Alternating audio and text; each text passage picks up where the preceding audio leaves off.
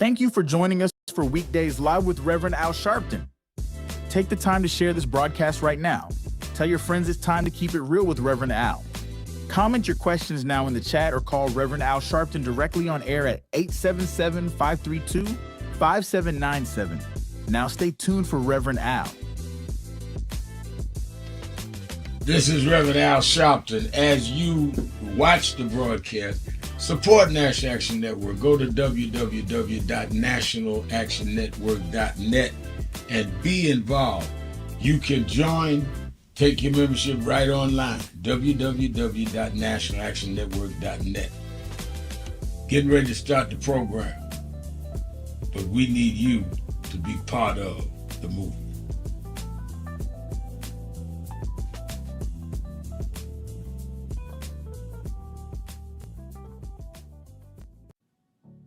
Hi, this is Reverend Al Sharpton for the month of February, Black History Month. The Saturday Action Rally will be at Mother AME Zion Church, 137th Street, between Lenox and 7th Avenues from 9 a.m. to 11 a.m.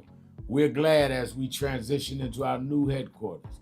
Our 4 Saturdays of Black History Month, we'll be doing those rallies at Mother AME Zion. Stand on historic ground, holy ground, where Frederick Douglass spoke, where Madam C.J. Walker was funeralized, where Sojourner Truth had a Underground Railroad come through. I'm so excited about being there as it prepares us to move on to our new headquarters.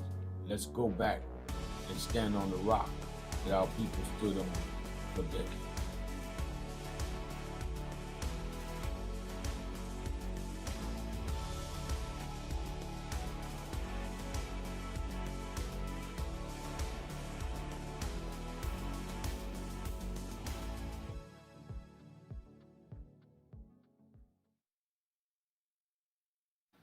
Around this is so wicked. Now they're going to, they released last night a memo that said that the FBI was investigating good. They're trying to come up with something on the victim. Not they gonna investigate who shot her. The ICE agent shooting in the head 3 times. They're gonna investigate her. And you wonder why we need movements. You wonder why we need to stand up. Hakeem Jeffries was here Monday. Why we need to deal with this midterm election. Well, Reverend, I get calls on my radio show every day. Well, I don't see where voting changed something. All right, let me tell you where if they lose the Congress this year, where it changes. The speaker would be Hakeem Jeffries, who grew up right here in Name, as he said on Monday. The speaker decides then the calendar for the legislative session. The chairs of the committees become Democrats. So the Judiciary Committee, now watch this in the barbershop. The chair of the Judiciary Committee, y'all saw the Judiciary Committee have the hearing and brought in the special counsel yesterday. Well, the chair this time, if the Democrats win, would be a Democrat who could then subpoena the Attorney General Bondi, all of the folks that were involved in January 6th. They can subpoena the vice president, all of them, because you've got the power of the gavel. Wonder why nobody has asked Pence how he felt running for his life January 6th. Well, if you get the Judiciary Committee, you can subpoena Pence. This is a defining moment. As our world faces urgent challenges, the movement comes together. It's Thursday. National Action Network's 35th anniversary and convention, February the April 5th. 8th through the 11th. Leaders, activists, Black and community voices History Month. united for justice and Do change. you The moment know is now. what time it is? It's Al Sharpton's time. And for the next 3 hours, it's time to put aside all pretenses, deception, denial, or fronting. The time has come to keep it real on Keeping It Real with Reverend Al Sharpton. A very good afternoon to you all across the country. Good morning to our West Coast listeners, and welcome to those listening on Sirius XM, Channel 126, The Urban View, where talk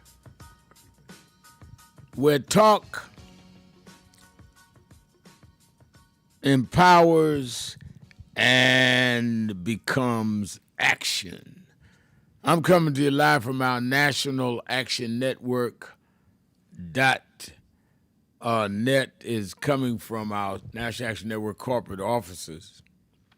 And a lot to talk about today. And you can call in and talk about whatever's on your heart, whatever's in your mind.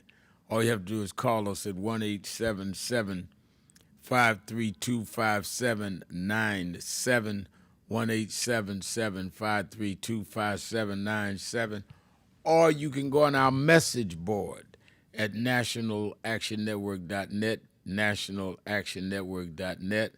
And I see Valerie Block is on saying, Reverend, our students organized so respectively. We're leading to the legislature. And I think they're from, and the National Initiative, I think they're from Delaware, if I'm not mistaken. Ranked first on Command Presente, and 505 is also developing our headquarters. All right. And I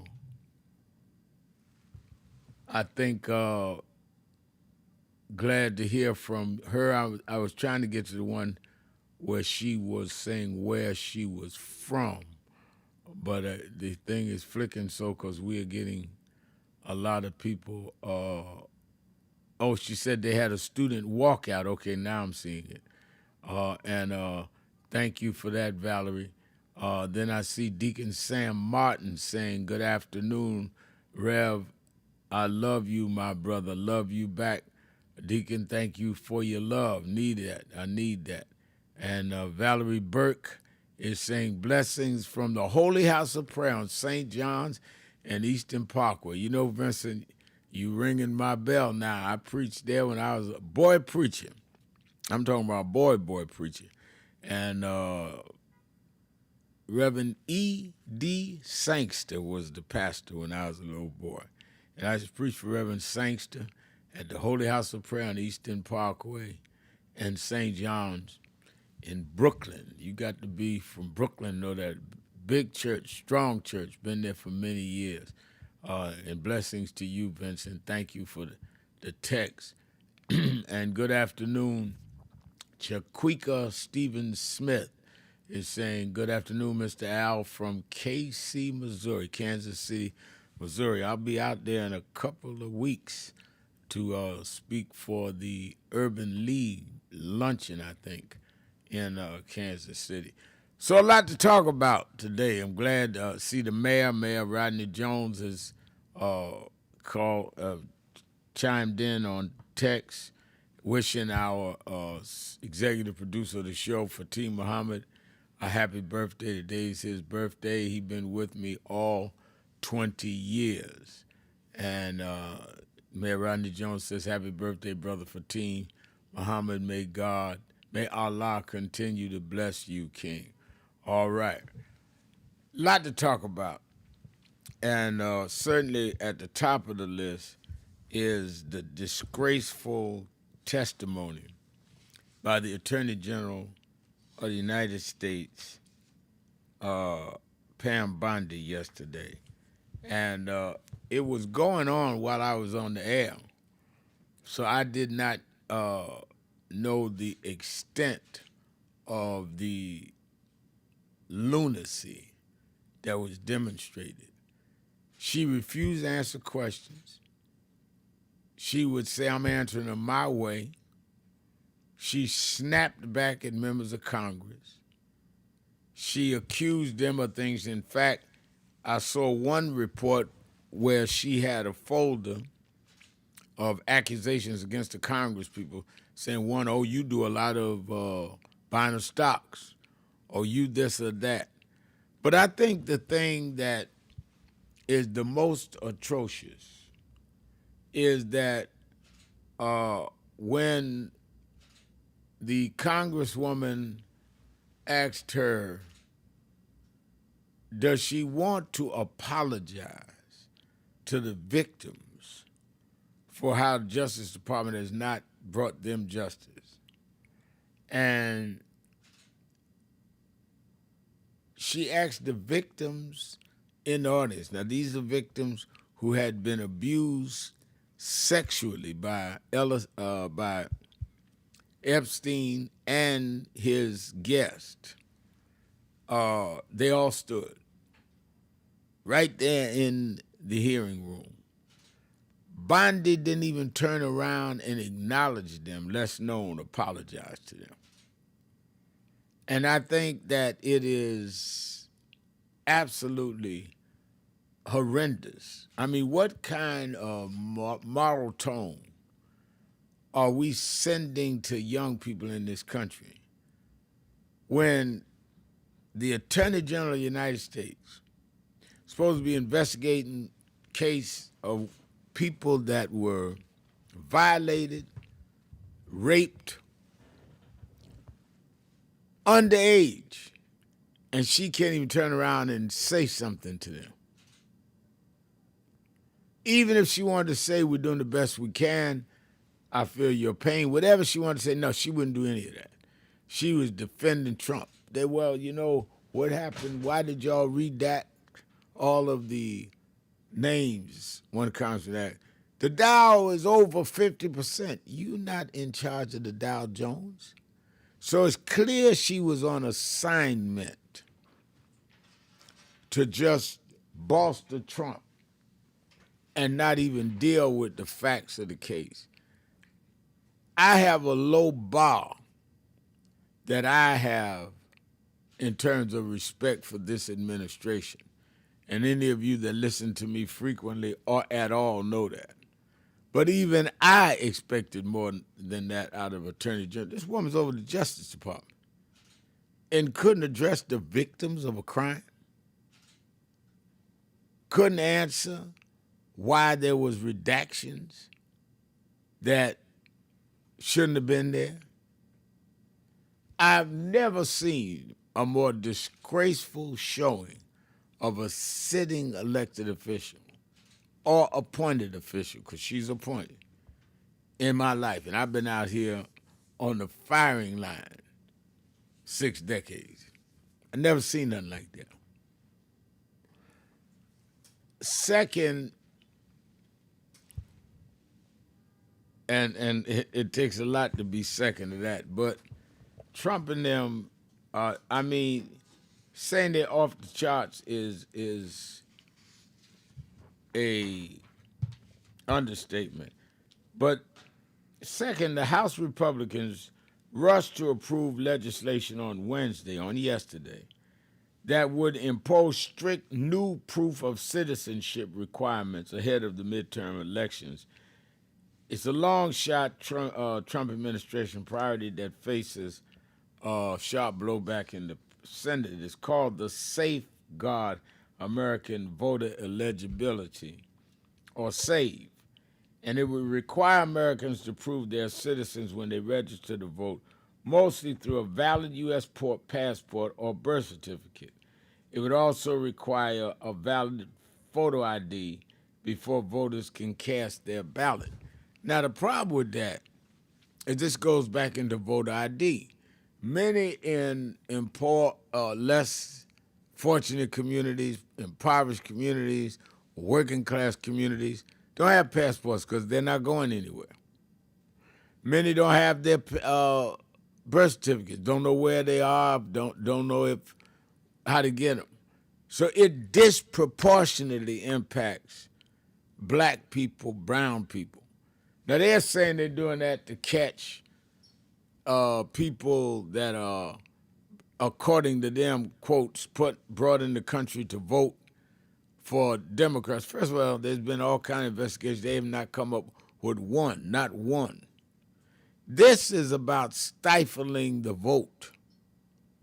This is about those in our community that don't have passports because we ain't traveling nowhere, or that don't have birth certificate. Many of us didn't. Many of us coming to public hospitals didn't get them. Cuts us down, and it's disproportionate in our community. Absolutely ludicrous. Also, it's not working because the Gallup poll, Gallup will soon no longer measure presidential approval, the analytics firm confirmed on yesterday. But they did say that Trump is underwater, and maybe that's why they want to stop. Also see that the gun company tied to the racist shooting that killed 10 people in Buffalo, and many of you remember that shooting. I did a couple of the funerals. That they have the gun company, the gun accessory was made by this company, will pay $1.75 million to the survivors, the families. So a lot to talk about today. Let's get ready to go to the phones. 1-877-532-5797, 1-877-532-5797. Sharpton, keeping it real. Be right back. Dr. Richardson, most of all, let me thank Reverend Al Sharpton for bringing us all here together today. The Urban Action Network, I am proud to be a candidate for the presidency of the United States of America. But I am mindful that I wouldn't be here if it had not been for Reverend Al Sharpton running for president, and Carol Moseley Brown running for president, and Jesse Jackson running for president, and Shirley Chisholm running for president. They paved the way, and I stand on their shoulders. When Coretta Scott King, the widow of Dr. Martin Luther King Jr., had this to say about Al Sharpton. A leader who has protested injustice with a passionate, unrelenting commitment to nonviolent action in the spirit and tradition of Martin Luther King Jr. And I am talking about your leader, our leader, the Reverend Al Sharpton. I celebrate the day you were born. You have been, over all of your years, such an extraordinary leader. You are a voice of truth, a voice of conscience, a voice of practicality around what we must address and what we can do. Thank you, Rev. Thanks for that introduction. Look, we've known each other for a long time. I'm grateful not only for your leadership and partnership, but quite frankly, more importantly, for your friendship. And thanks to all of you, members of our nation's most important civil rights organization. For over 3 decades, the National Action Network has stood on the front lines for our communities, fighting for justice, lifting up the voiceless, and showing up where it matters most. Presidents, world leaders, and global changemakers have all testified to Reverend Al Sharpton's impact and National Action Network legacy of good trouble in the fight for equality.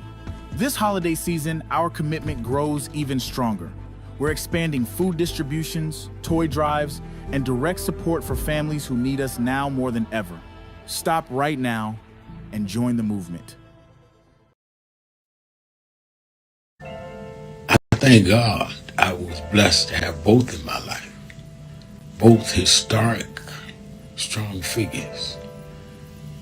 But if I misused them and listened to not only figures that are not as historic as them, but figures that had nothing to do with the calling and purpose of my life, I would live confused. I'd be double-minded. I'm clear. And what I want you to do is be clear. Clear on who you are and why you are. And a lot of that will be exposed to you and others by who you are around and who you allow to enter your head. Keep people at a distance that only have a distant and unclear vision of who you are and who you are supposed to be. They could be your blood relatives, but they could not be the ones that accompany you toward what you ought to be about tonight. Everybody good to you ain't good for you. Everybody that makes you laugh sometimes end up making you a joke. Rev, you know, you were right there From the beginning. with the stuff that Yep. was going on in Brooklyn at that time, at Howard Beach. You were right there. He had in one of the early movies, he had my name. Then he put me in Malcolm, and I wasn't even old enough to know Malcolm. So we've been through it all. For those who see Malcolm X, it's 3 hours. But fast forward to the scene with yourself, Yep. Bobby Seale. Right. Bobby Seale, Denzel, and me. Yeah. Denzel was on the set. Now, let me ask a question. Yep. What was your weight on that scene? I probably about 270. I was bigger then. Yeah. Still had the hair, And man. you had the head on. Yeah, it was. Denzel, yourself, and Bobby Seale. Yeah, all in one scene. And also, there was no cut. We went like this. That's right. That's right. That's right. Yeah. Only Spike could have done that. It's my brother right here. My baby. Brooklyn's in the house. Yes, sir. Brooklyn's in the house. BK.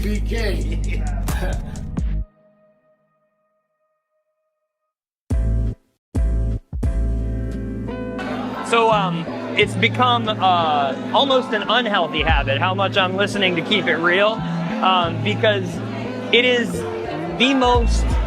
the realest thing on the air anywhere, whether it be online or whether it be on the radio or wherever it's coming into you from, because there's no one of Rev's importance and caliber who is as dominant a media figure as he is, who allows people to speak at length, and who he treats with equal respect and admiration with every call, whether he agrees with you or not.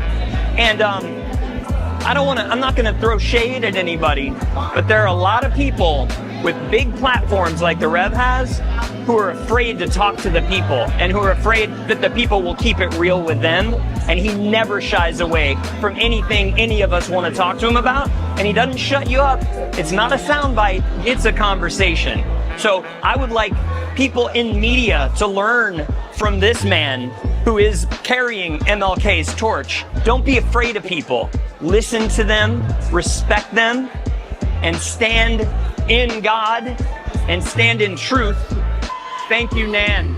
Thank you, Rev. Thank you, everybody who puts this together and sends it out across the world, because we need much more of it. Bless you.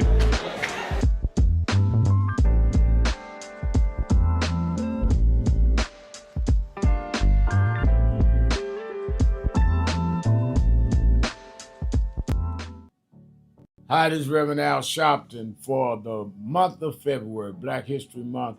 The Saturday Action Rally will be at Mother AME Zion Church, 137th Street, between Lenox and 7th Avenues from 9 a.m. to 11 a.m.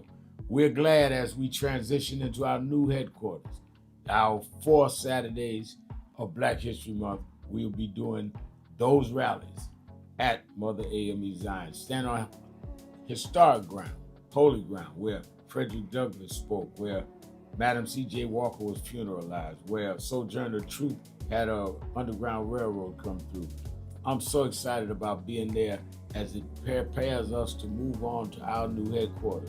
Let's go back and stand on the rock that our people stood on for decades.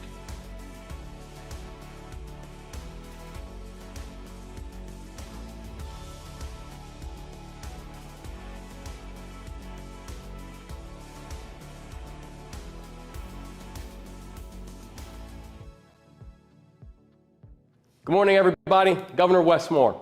And as a former honoree of the National Action Network's Dr. Martin Luther King Jr. Breakfast, I want to begin by recognizing the leadership of this great organization. My guy, Reverend Sharpton, you're one of a kind. You've dedicated your life to safeguarding and advancing Dr. King's legacy, and I couldn't be more grateful for the way that you have blessed the lives of so many, including mine. I also want to thank Ebony Riley and her team and Andrea Waters King and the entire King family. Your work continues to shape national conversations about equity and justice, and you inspire so many to pursue their own path in public service. And finally, I am thrilled to congratulate today's Visionary Award recipient, my guy, Mayor Brandon Scott. Mr. Mayor, you deserve this honor. Your leadership is turning your vision for Baltimore into a Baltimore where we can all thrive, helping to drive down historic lows in crime. A Baltimore that has one of the fastest growing economies in the country. You've been an incredible partner in this work, my man. A strong leader for the city, and most importantly, a devoted friend and father. So congratulations, Brandon.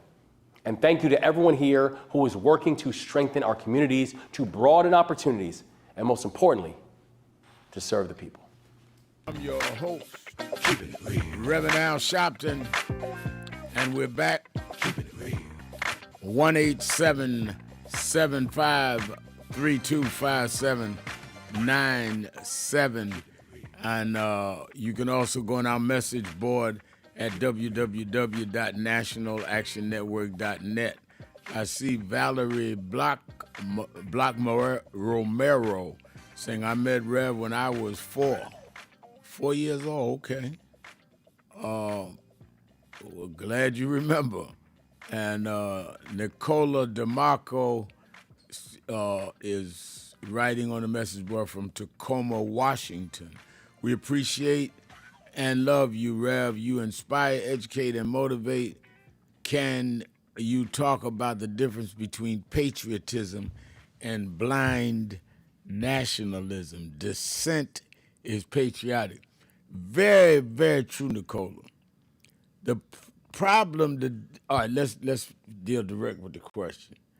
Patriotism means that you stand up for the country, you love the country enough to correct it and make it perfected, to perfect it in what it represents. The country never represented, we hold these truths to be self-evident, that all men are created equal, but those real patriots moves it to the concept of what the country's supposed to be.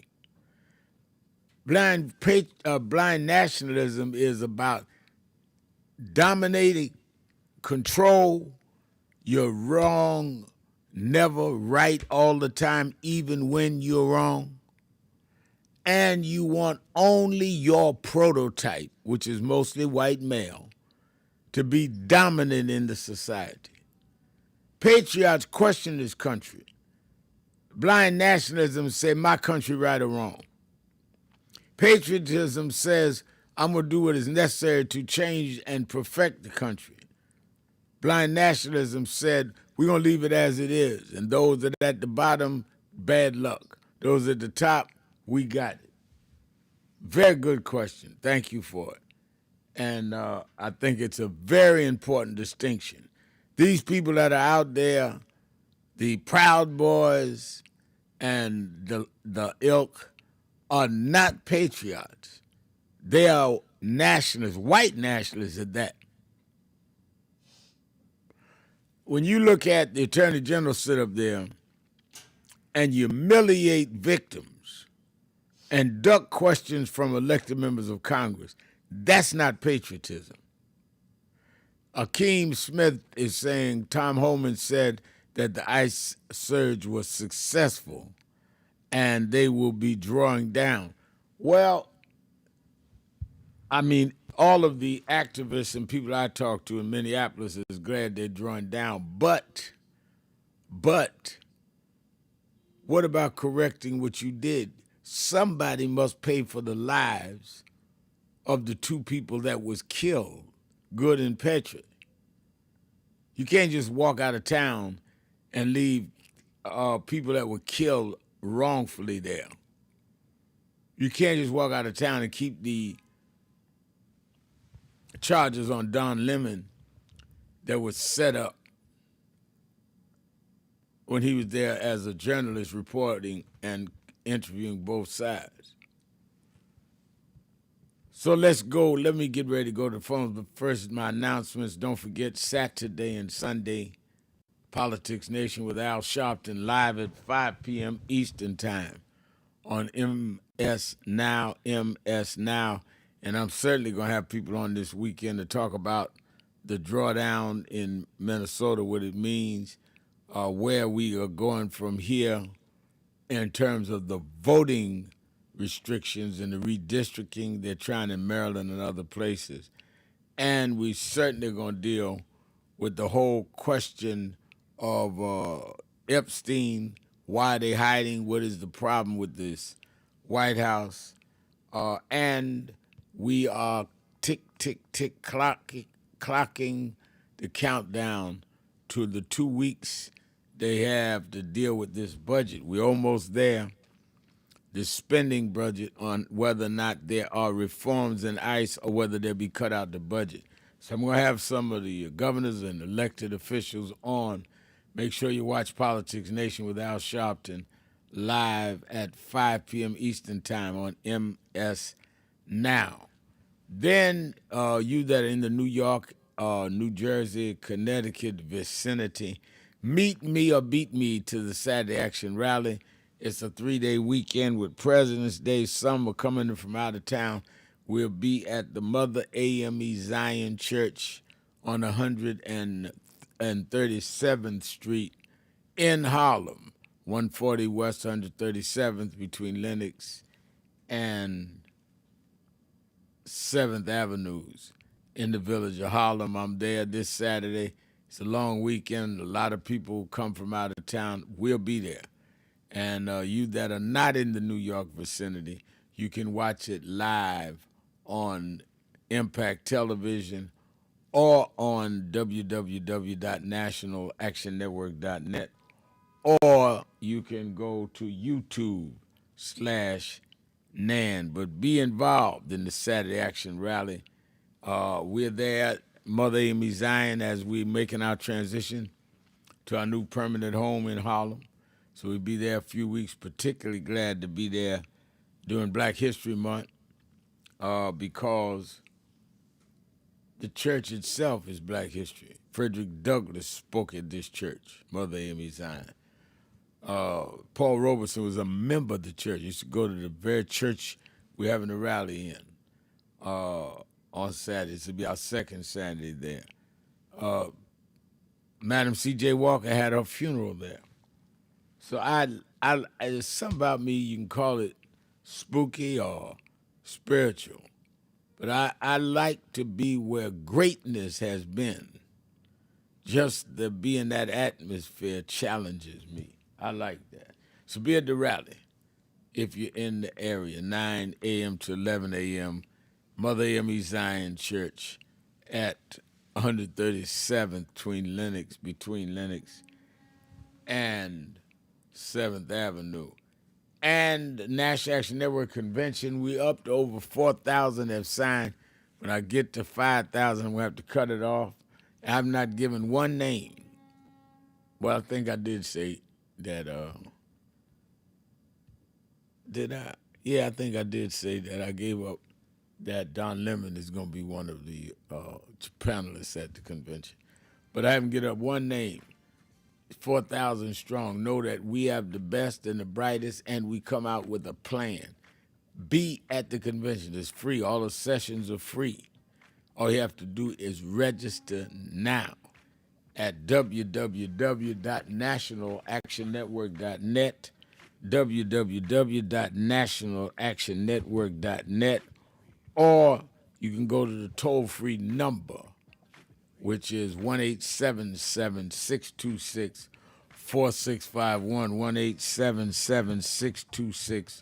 1-877-626-4651. Let's take a quick break. We'll be right back. Keeping it real. Sharpton, be right back. Keeping it real.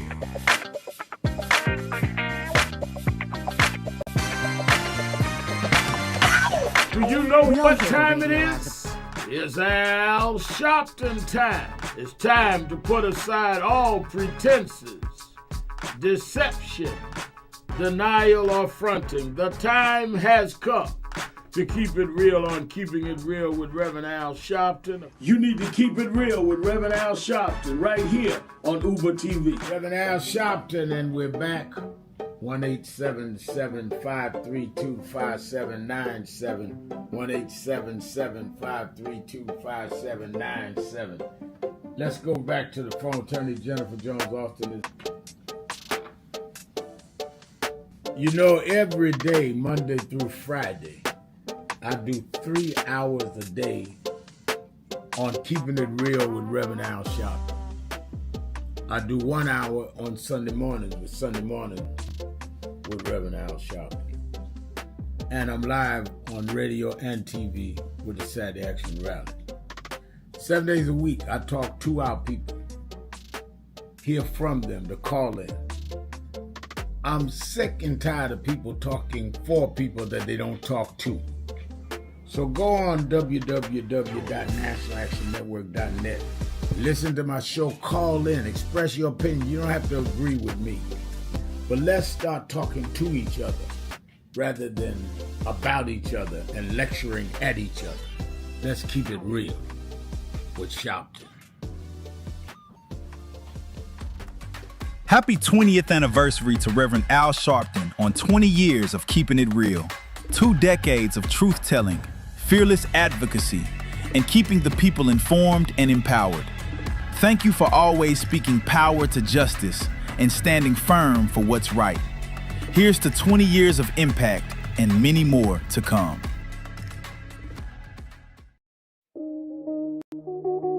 It is really a intersection of both emotions, because when I was 11 or 12 years old, so I watched the news a lot and I became enthralled with the image of Adam Clayton Powell. I was around 11 and I convinced my mother to let me come up to this church to see Adam Clayton Powell. And in those days, people in Brooklyn used to say it's dangerous to go to Harlem. And folk in Harlem used to say it's dangerous to go to Brooklyn. Now, to 135th Street, and I sat right back there, and Adam Clayton Powell walked down this platform. And I remember after the church, in those days, Johnson, the pastor's study was right inside with the plexiglass, and I knocked on the door and I told the secretary I wanted to meet Reverend Powell. She looked down this little 11-year-old boy. She said, "Really?" She said, "Who did I say?" I said, "Reverend Al Sharpton." That call means dignity. Means we're gonna walk side by side with you, or through you. We're gonna be with dignity and integrity. We don't want any more than you have, and we're not gonna accept any less than you have. That's my fellow.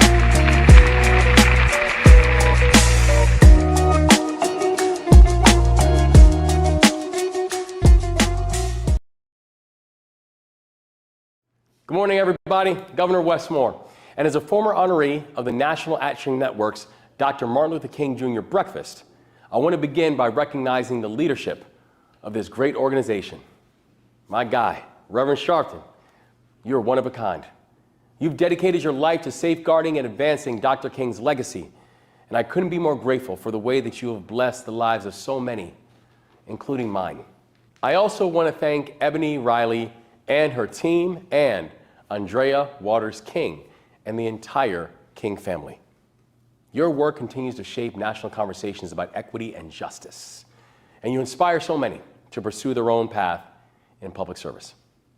And finally, I am thrilled to congratulate today's Visionary Award recipient, my guy, Mayor Brandon Scott.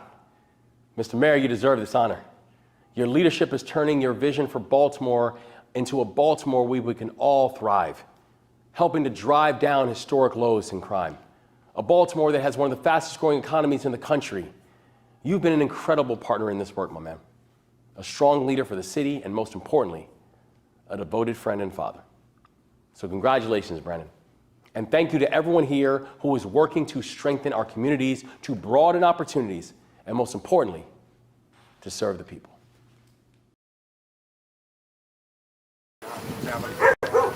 How's everybody? So we just wanted to greet you all and thank you for allowing us in. Yes, sir.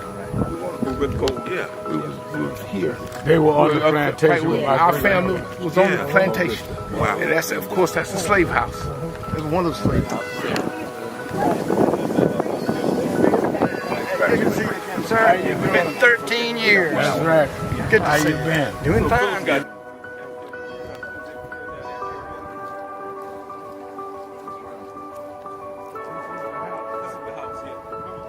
Right, last time. And we,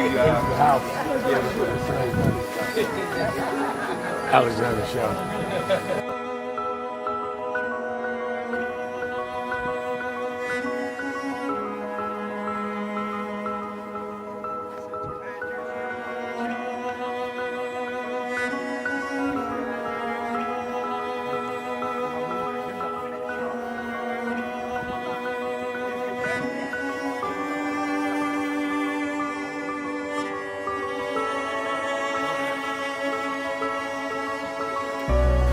How many slaves were staying there? I have no idea. This is where they would have a slave. Yeah, that's when exactly. That was exactly.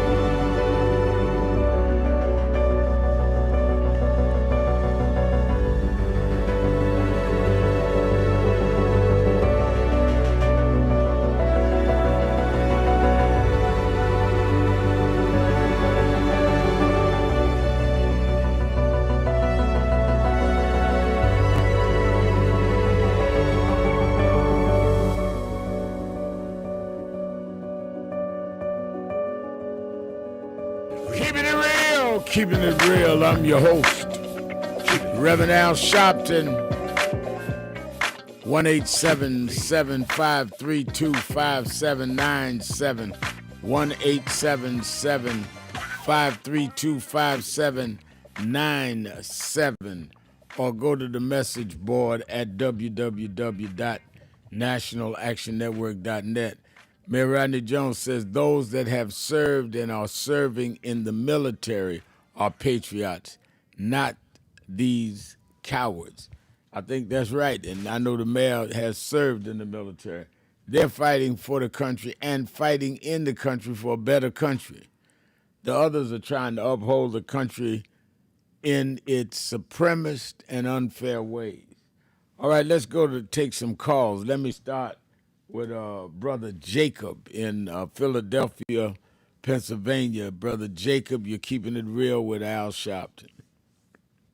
Peace be unto you, Reverend Sharpton, and your worldwide audience, man. Peace unto you. You know, Rev, looking at all this stuff, man, I realize we have to be boots on the ground in this struggle, you know, this battle against evil, against human beings, right?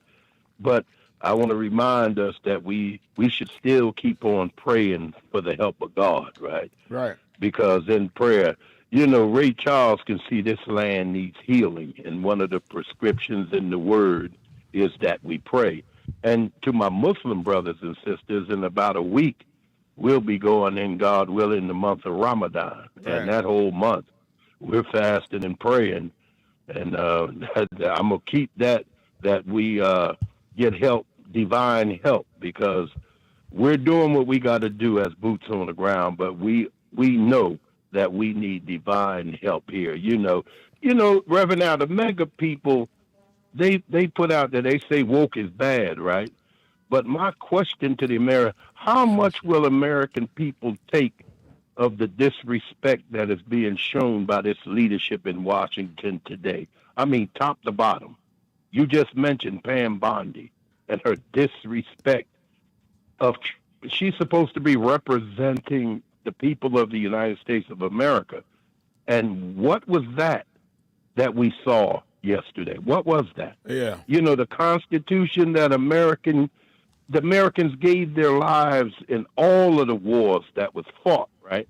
For this republic, for this democracy, for this freedom that we have enjoyed until now. You know, Reverend Dr. Martin Luther King Jr. asked, how long And I'm going to tell you, I'm like him. I pray not long. Right, Rev? That's right. We got to keep, man. Oh, my nerves, man. I've never in my lifetime, and I think I'm about a year older than you, I've never seen anything like this. But I know, like I used to love when President Barack Obama used to end all his speeches, and he was showing how hard things are. He would always say, "We can get over it because we are the United States of America." And I say the same thing. But we got to get some healing going on here. I Rev. agree. What you say about it? I agree. Yes, I think sir. we need, thank you for your call as always, Brother Jacob. We need healing. And in order to do healing, we must first analyze the malady. We must analyze the sickness. And this sickness of greed, money at any cost, white male supremacy that everybody else is beneath them, these are the things that we must, in my opinion, have healed. That's the malady. That's definitely needs healing. Let's go to Disco Brian in Philadelphia, WURD, Disco Brian. 2 from Philly in a row, Rev. Yeah. Happy to be followed. Honored to be followed by Brother Jacob.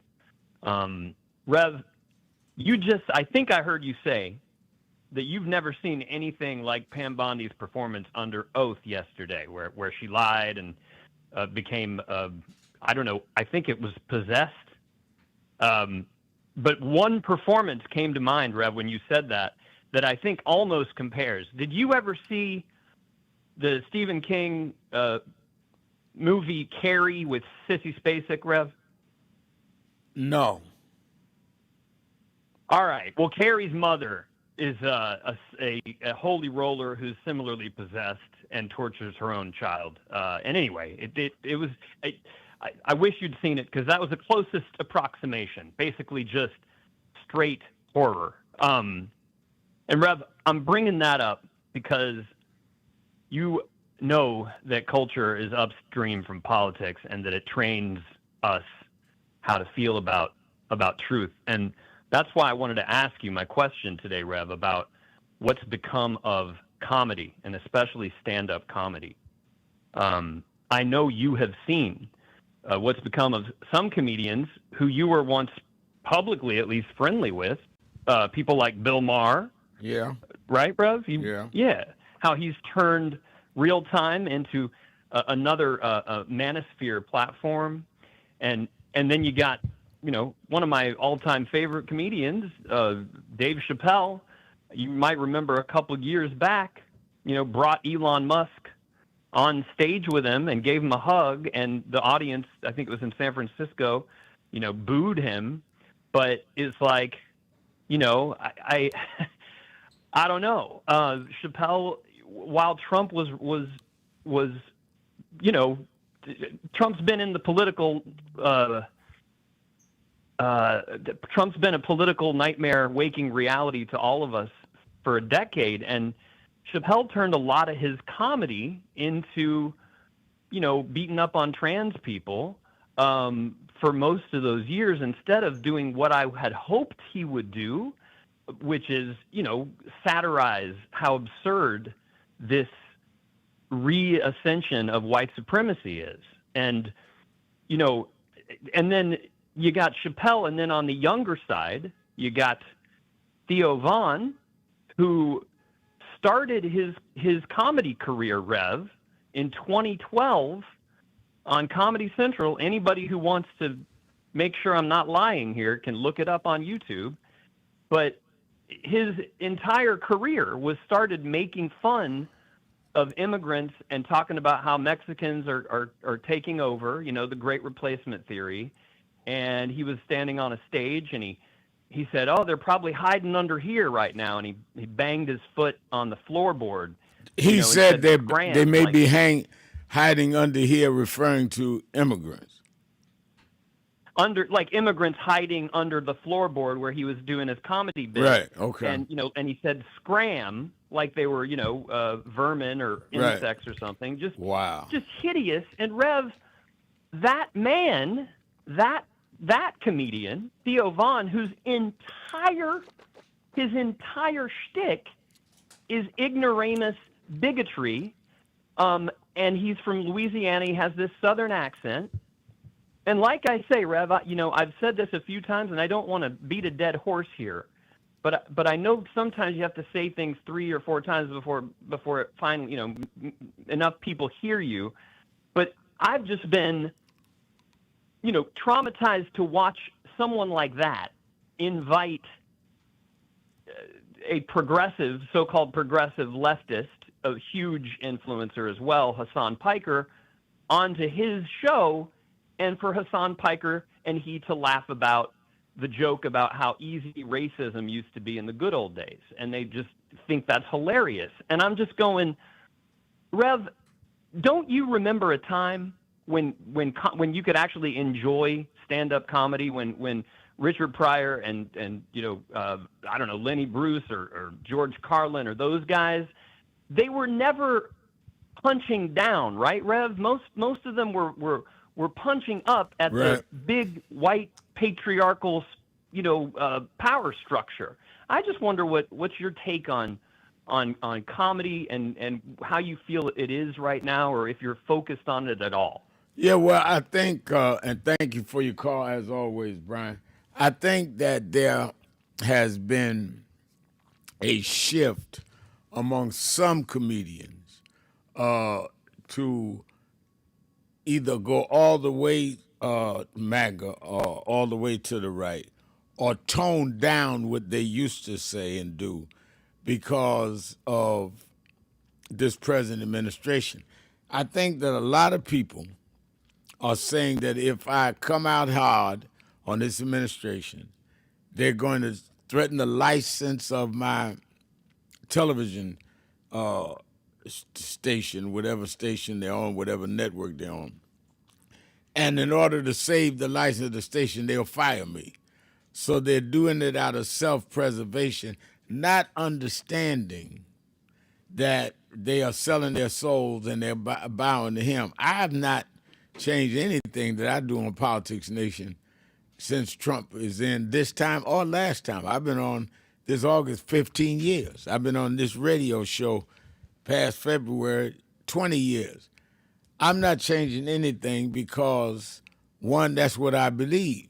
So even though some will say, well, you got to understand, Reverend Al, they don't want to get bumped off the air, I do understand it, which is why I don't have empathy for it, because you cannot have transferable truth. You can't say something one year and then say the opposite the next year and expect me to respect you as a truth teller. Tell jokes and don't even act like you're in the truth telling. Stay away from polemics. Just tell jokes. Tell us Mary Had a Little Lamb jokes.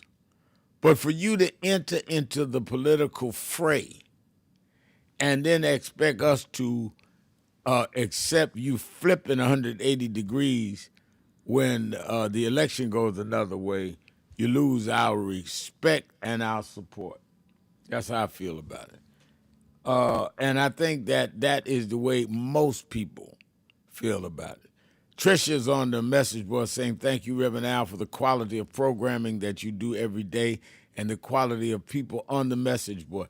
I want to agree with that, Trisha. We have some very bright people that know what they're talking about, research what they're talking about, answer in 2 or 3 sentences. Don't try to write a book, because I can't read a whole book while I'm talking on the air. So those 99% of you understand, write 2, 3 sentences. I can read and talk.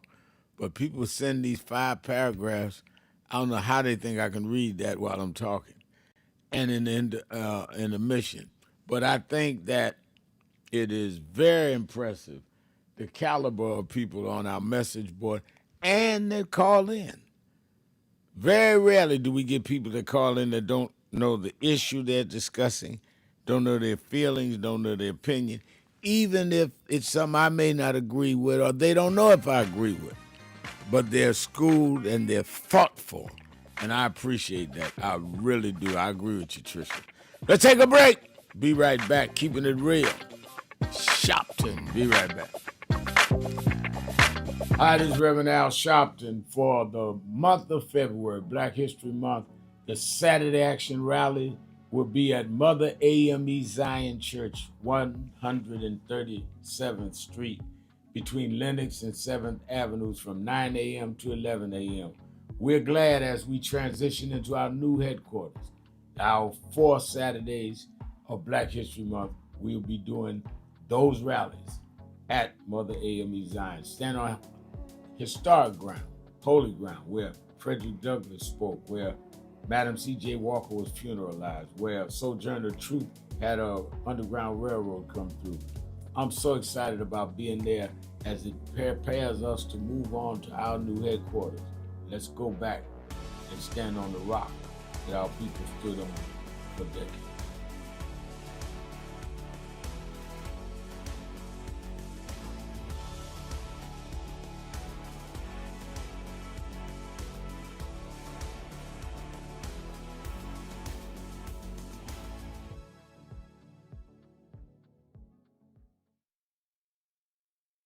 Hello, New Orleans. Let me tell you straight. They did not think we could come and be here tonight. They cut budgets and advertising, but one black man, Rich Newton, has said, I don't care. My families come together every 4th of July weekend, and essence will happen, because that's who we are. Give a big hand to Rich New Dennis for bringing us back.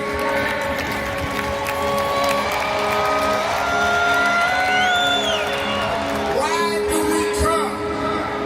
Because the essence of who we are is essential to what made this nation.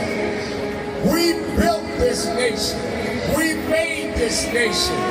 We created the essential dollars that this nation lives off of. We don't care what bill they pass. We will not back up. We will not back down.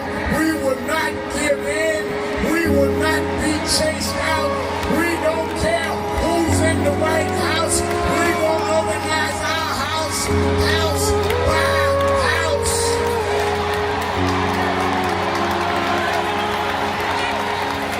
We came over the Middle Passage. We survived slavery. We survived Jim Crow.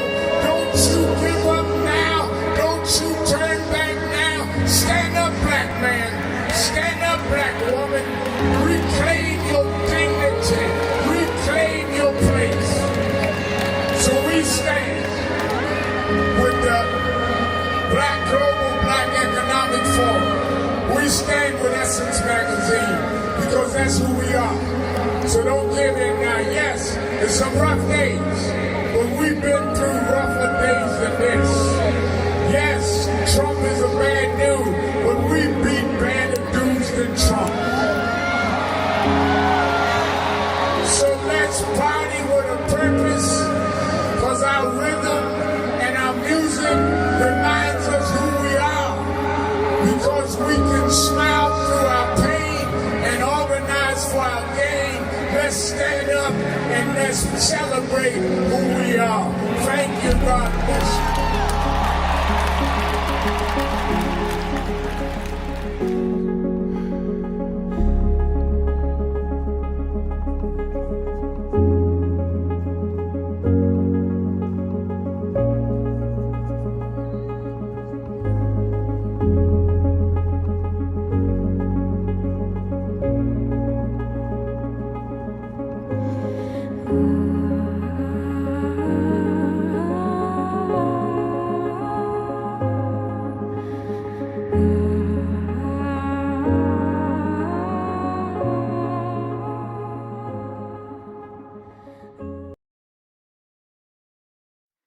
As we look today on King Day, let us not forget that we had to struggle to even have this day. They did not wake up one morning and say, let's give a federal holiday to Martin Luther King. People petitioned, people marched. Mrs. Coretta Scott King, who never has gotten the credit she deserves in being the force behind this movement. Congressman John Conyers, Stevie Wonder, and others. And Ronald Reagan, who had called Martin Luther King a communist, ended up being the president that had to sign the bill for Martin Luther King's federal holiday. The reason why we know struggle works is this holiday is a result of struggle, signed by a president that never thought it would be. Let us remember now, as we bring our children and grandchildren up the Potomac, that they can see the Washington Monument, the Lincoln Memorial, the Jefferson Memorial, and one memorial that never served as president, but changed this country more than any other American, Dr. Martin Luther King Jr.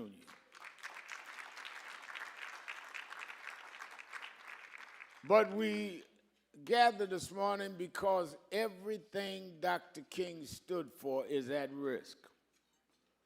As we speak, we're waiting to see what the Supreme Court will do with Section 2 of the Voting Rights Act, one of the major achievements of the King movement. As we speak this morning, this sitting president has declared war on DEI, diversity, equity, and inclusion, which is the core of the Civil Rights Act of '64.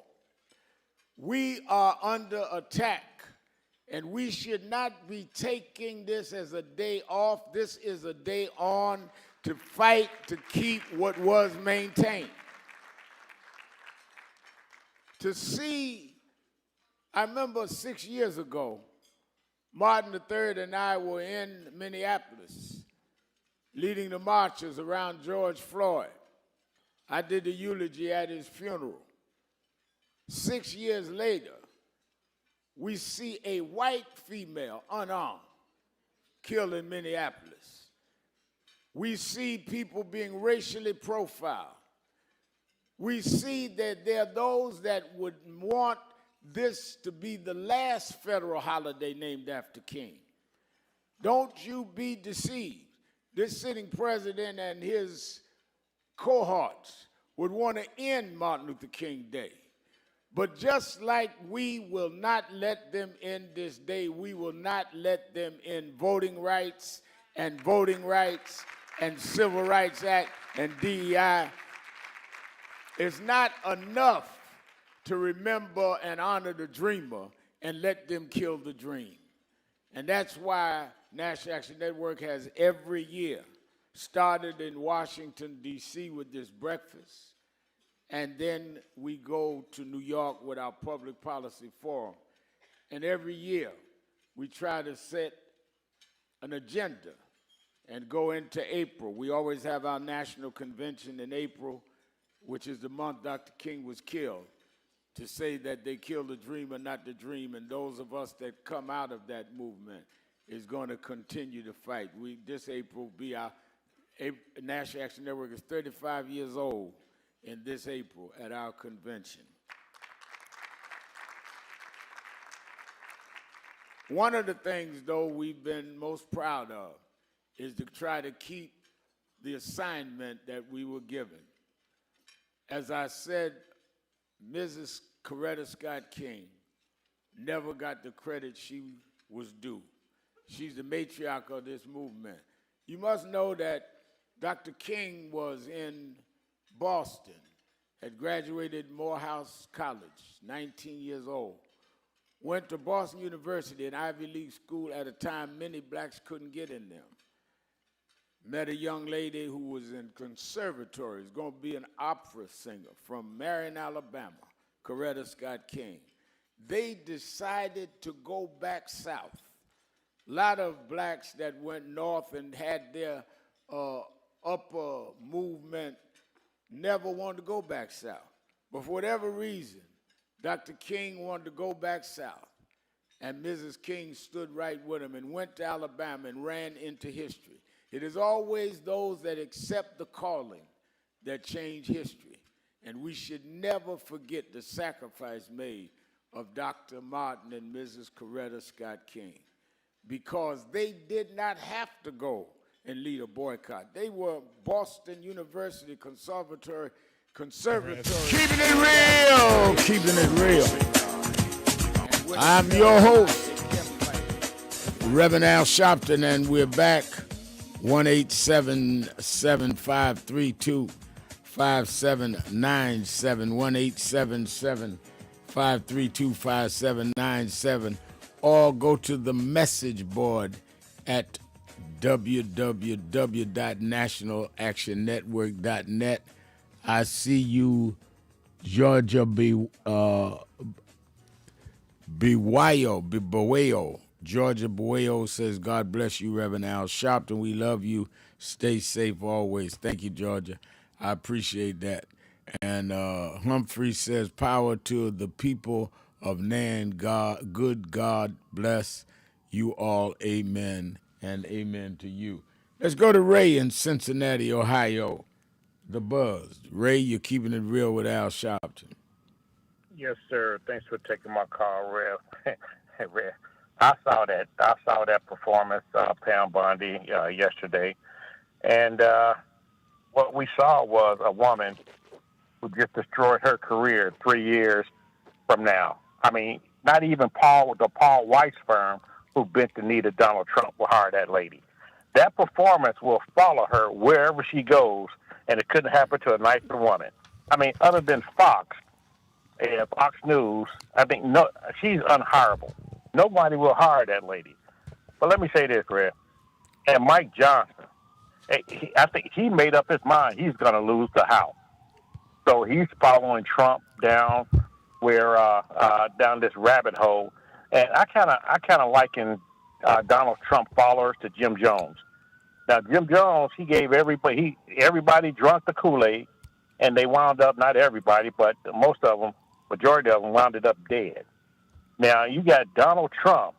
You know, if he had a table full of Kool-Aid and all these Ivy League lawyers and prosecutors who call themselves senators and congressmen and women, they'll drink it. For a man whose ratings is in the low 30s, that's a head scratcher, Rev. I don't know why they would do something like that. But when it comes to Savannah Guthrie's mother, with the ineptness of the FBI, Donald Trump's FBI, DOJ, Attorney General, and ICE, you know, and we've heard for a while now that a lot of the seasoned veterans of the FBI have left, you know, the FBI, and a lot of experience too. So it makes me kind of wonder, this is just my opinion, it just makes me kind of wonder, you know, had those seasoned veterans been there all along, this case probably would have been solved. That's just my opinion, you know. So you know, and going back to Pam Bondi, I think Donald Trump got a big kick out of her performance. He's probably laughing like, what is this idiot talking about? You know, so, you know, let me ask you this, Red, because I've always wanted to ask you this.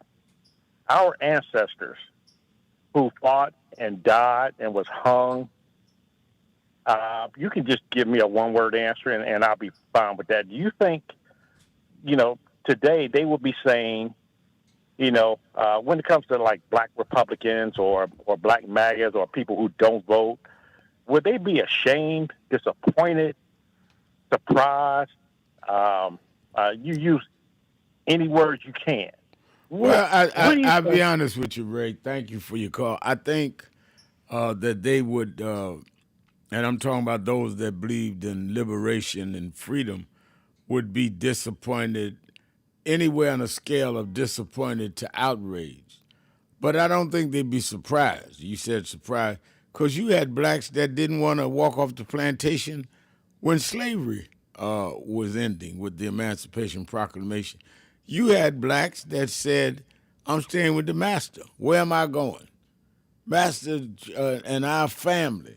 So I don't think they'd be surprised. They saw people of that mentality in their day.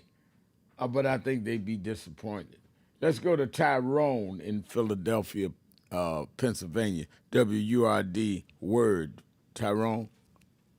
Well, peace and blessings, my godfather, if you still is. I am. Appreciate you, Red. Thank you, sir. Red, I always speak in terms of my disciple, my shepherd, and that's, as you know, Miss Paula Peoples. She is the one who brought me to you. She is the one that made me love you, and she is the one that made sure Philadelphia knew what NAN was and what it stood for. So anytime I speak to you, Webb, I'm speaking to you with Paula people on my heart. So please allow me to just ask you a question, Webb. All right. Okay, Webb, my question is, when you just made the distinction between national and whatever, Rev, I am a black nationalist. And where, as a black nationalist, we fought for this country to respect what black folks do in this country. And when I'm speaking from a black nationalist, I'm speaking from, I'm 72 years old right now, Rev. But I became a black nationalist when I was 16, because we were fighting to change the name of our high school from Ben Franklin to Malcolm X. And our sister school across the street, William Penn, were fighting to change William Penn to Angela Davis High. So I'm going back some time, Rev.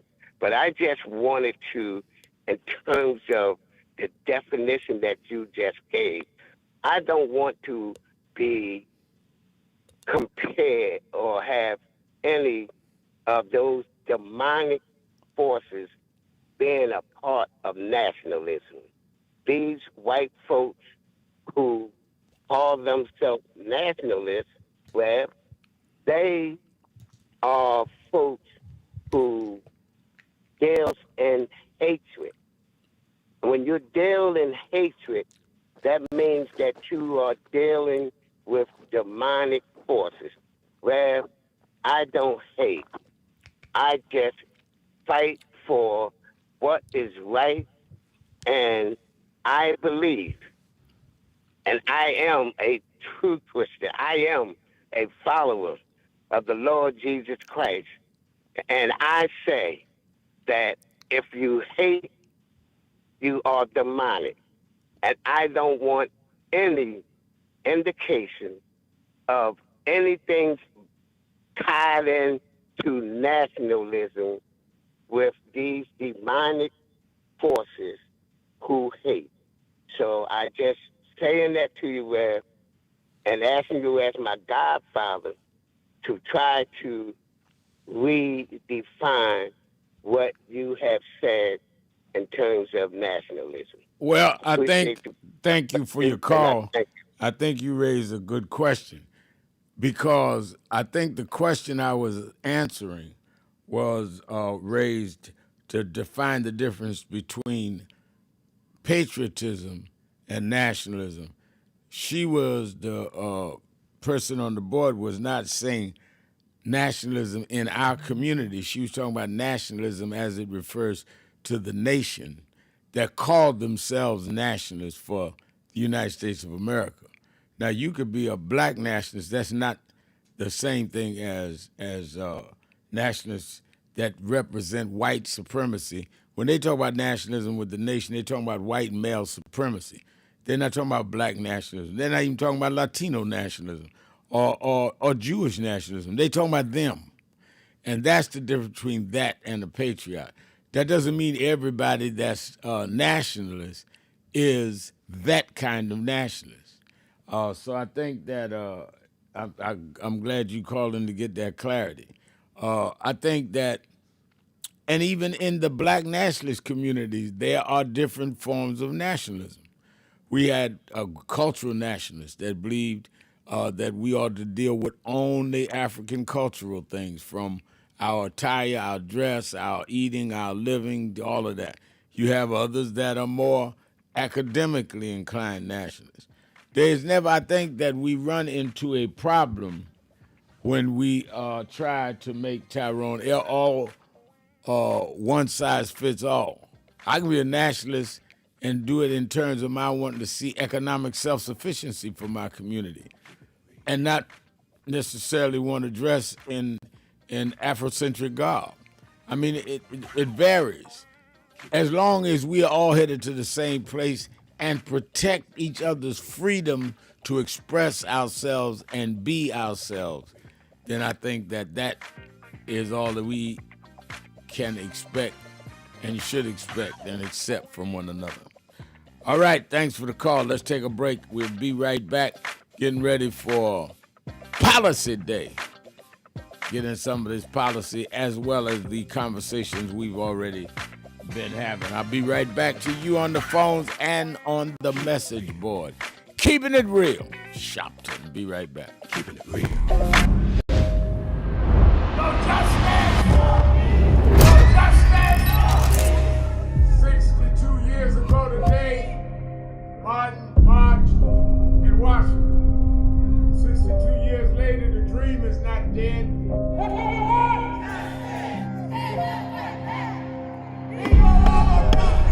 I'm here because I must be here. Democracy is not there for the pig, and you have to fight for democracy. That's what it is. What Trump will erase, we will replace. It's the dreamers in many cases have reversed and tried to turn it into a nightmare. We come to Wall Street rather than Washington this year to let them know you can try to turn back the clock, but you can't turn back time. We gonna keep the dream alive on Wall Street.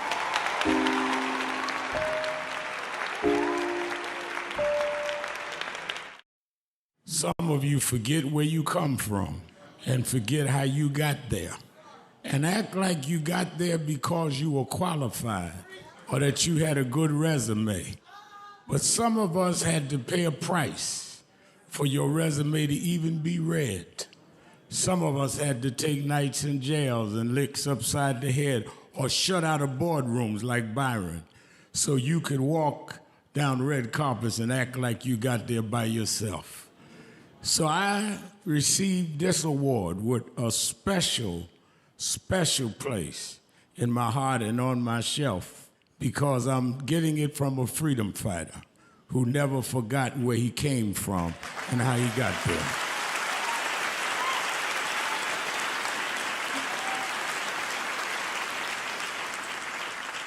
Yes, we've come a long way.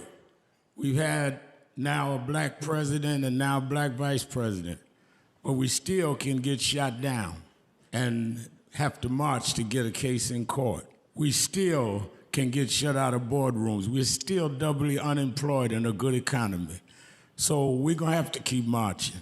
And I thank not only my family, a mother that raised me by herself, but I thank that lady at the end of the march that knows she won't be on TV that night and knows her name will never be in the paper, but she believed in me enough to get at the end of the line and make me look good.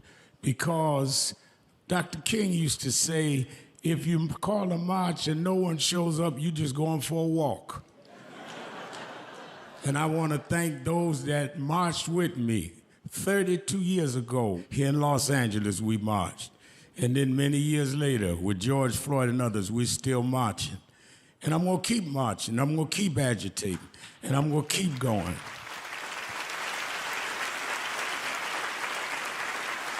Until we don't have to do it anymore.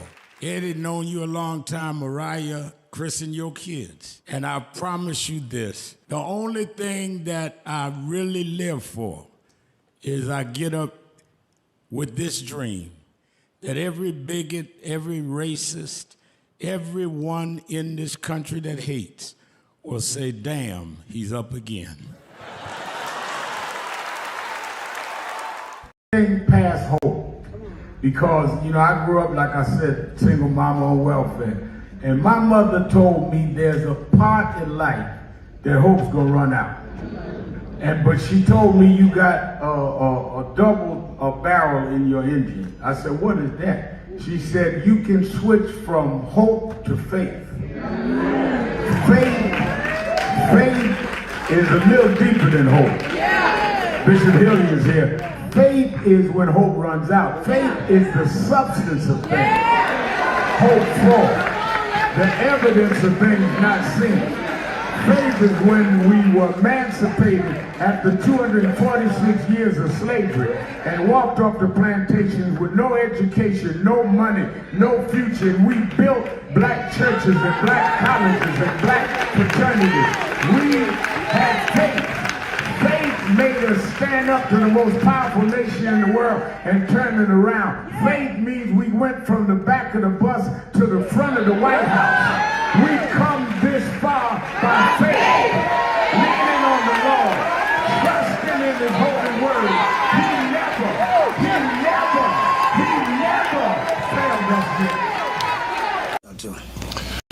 yet. We have a young man in the studio who I think is an astounding young brother because of his youth. He's only 19 years old and he's accomplished a lot, and he's here to make a presentation to James Brown, and we'd like to welcome him warmly. His name is Al Sharpton.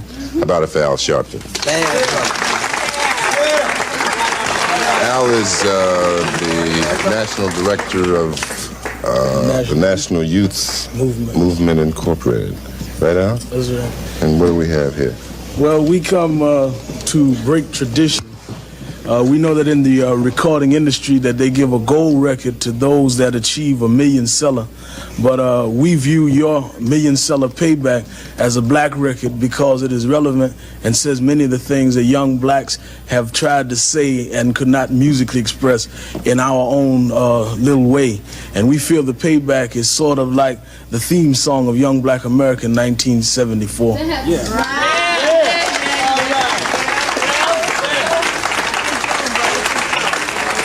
Now, before you go into the title tune of your latest album, you have a special guest. Yeah, I do have a special guest, a young lady. That's going to perform with you? Yeah, she's going to take...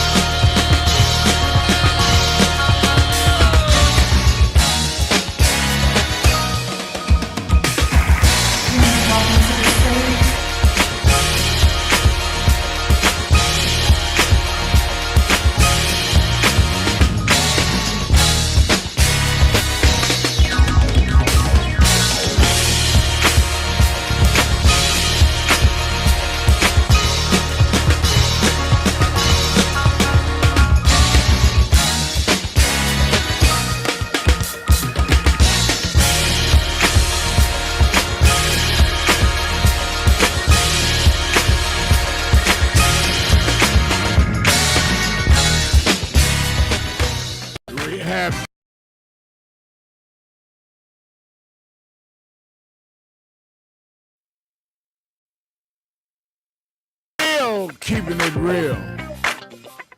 I am your host, Reverend Al Sharpton, and we're back. I'm going to the message board and the phones, 1-877-532-5797, and pull up Tawana Brown 63 on the message board. Says, hi, my name is Tawana Brown, the daughter of the late Archbishop Roy E. Brown. I've been trying to reach Reverend Al Sharpton. I would like to ask him a private question, if that would be possible. Pull up her how would you call it? Address on how do we pull up how we reach her? On YouTube, okay. I'm gonna pull it up. Her father, Archbishop Roy Brown, I knew since I was a boy preacher in Washington Temple. I knew her father before he pastored Pilgrim Baptist Church on Stone Avenue, that's now Mother Gaston Boulevard, that's now Brownsville Community Church. And then he became this huge mega church pastor and built Pilgrim movement all over the country.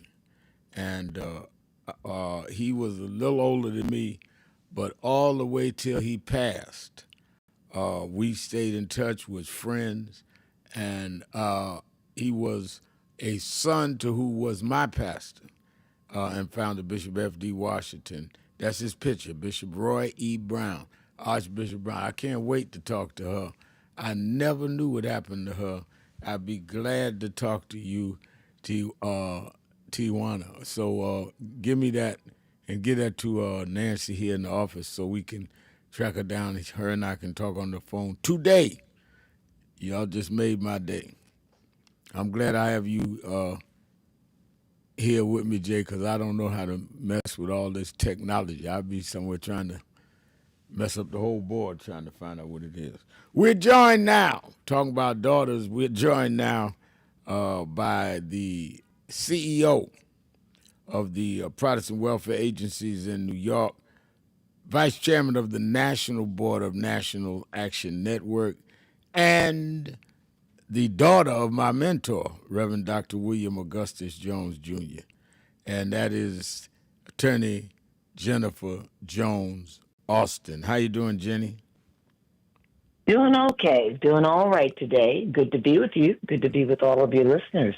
Good to be with you. Well, one of the things that I think is important is during Black History Month is, and I think I'm going to do it probably next Tuesday with Reverend Walron and Reverend Byrd, is the history of the Black church. And no one was more proficient in that than your father and Bishop Roy Brown. And because I think a lot of us that are in contemporary times do not understand the roots that the Black church was, which was at a time needed because it's the only institution we have. Forensic, let me get this breaking news. Forensic account sending me breaking news. The New York Times reports that Democrats have blocked funding for the Department of Homeland Security. I hope that holds. That's a good thing. Let me ask you, as an attorney and as a social justice advocate, and one that has advised and run institutions of government, explain to me what that was yesterday with Attorney General Pam Bondi. Obviously, I've never been in government. I've always been on the outside trying to change government, and I've advised some government when Obama was in, when Biden was in, even Clinton. But I've never seen a person that is at the height of government in the president's cabinet or the top law enforcement official in the country behave the way she did yesterday. I'm not even talking about her content, and certainly you can get into that, but just her attitude and the way she conducted herself. I mean, I know people that are I mean, just as crass as she could be. Mm-hmm. She was ugly. She was rude. She was ugly. She was crude, like you said. There has never really been a place in the courts and in the law for such behavior. If she were to conduct herself like that in a courtroom, she'd be thrown out. You're supposed to act civil. You're supposed to be advancing the rule of law, adhering to the rule of law, particularly, or I should say, especially, as a lawyer, an officer of the law. And I'm putting myself, I'm talking about being a lawyer. When we when we go to law school, we take courses. Everybody's required to take a course and pass a test centered on professional responsibility and ethics. When we are sworn in to New York to state bars, we have to adhere to and we have to pledge to uphold the law and be civil and be ethical. And any violation of that could subject you to being disbarred. She showed up in the most unethical way. She was not carrying out her duties. She had a responsibility to come into the state legislature and appear before the Congress and answer questions. And instead, what she did was she engaged in, what I heard one congressional leader, say filibustering, or she attempted to do so. And what people have to appreciate is that filibustering is not always when you're trying to block a piece of legislation from going through, but it's when you're acting in an obstructive manner in the legislature by, speaking in ways that actually impede the functioning of the legislature. She was called in to discuss the Epstein files and the actions that had been taken by the DOJ. And what she sought to do at every turn was to distract, was to be divisive, was to essentially, gaslight. And it was unprofessional to begin with, but it was actually, it was a violation of her responsibilities, both as the head official, the head upholder of the law in the United States of America, and then simply as a licensed attorney. It was a disgrace to the profession. It was a disgrace to her role as Attorney General. And she just, bottom line, made herself look bad, not just as a citizen, as a human being, but then I'm also going to say, as a woman.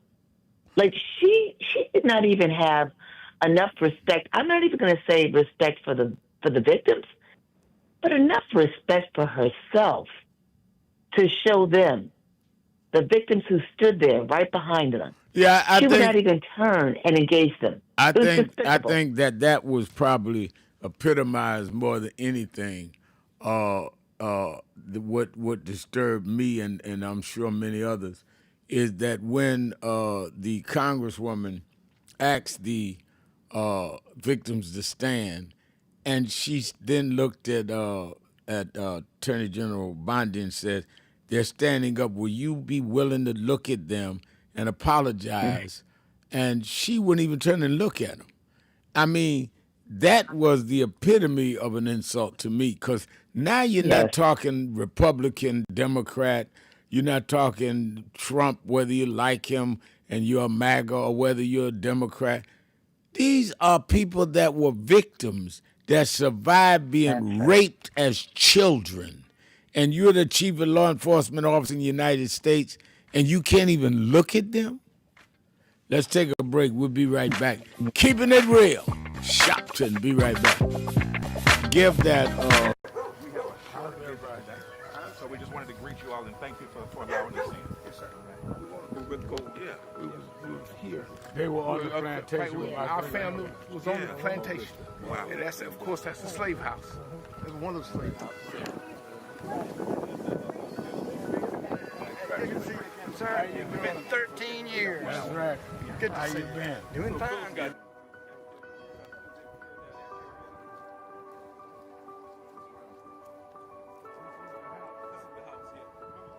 Right, last time. And we, Alexander Sharpton.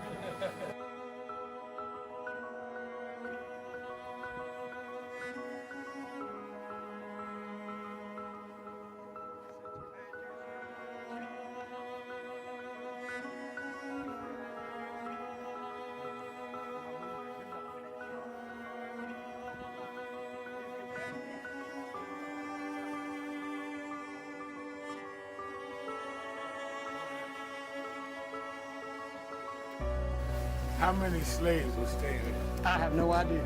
This is where they would have a slave. Yeah, that's when, exactly. That was, exactly.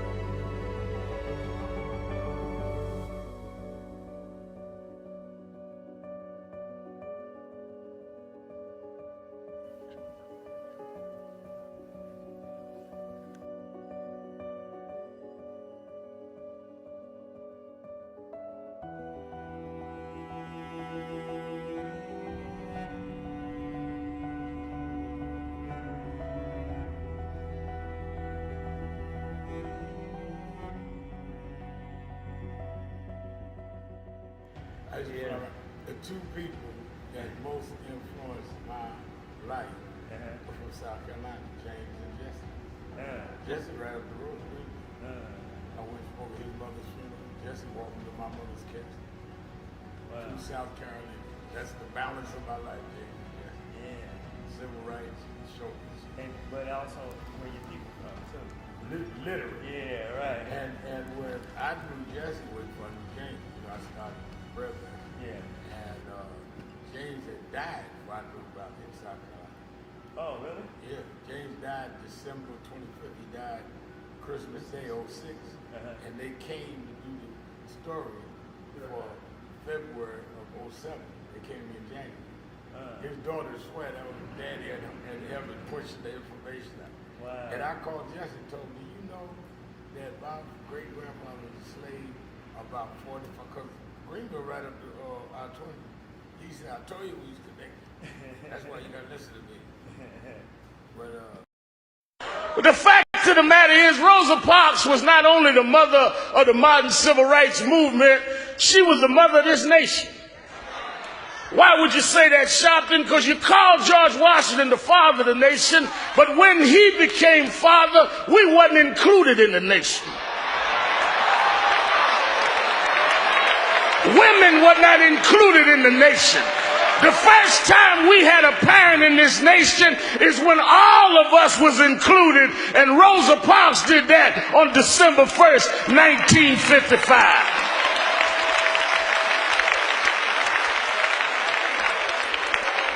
I heard somebody say Jim Crow is who she fought, and Jim Crow is still around. But Jim Crow is old. That's not who I'm mindful of today. The problem is Jim Crow has sons.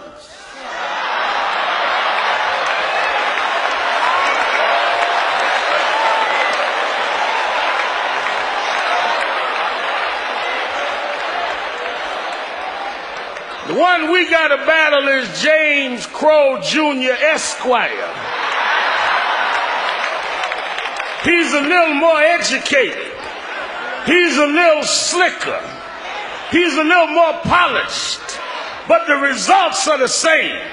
He doesn't put you in the back of the bus. He just puts referendums on the ballot to end affirmative action when you can't go to school. He doesn't call you, erase your name. He just marginalizes your existence. He doesn't tell you that he's set against you. He sets up institutional racism, where you have a nation respond looking for weapons in Iraq that are not there, but can't see a hurricane in Louisiana that is there.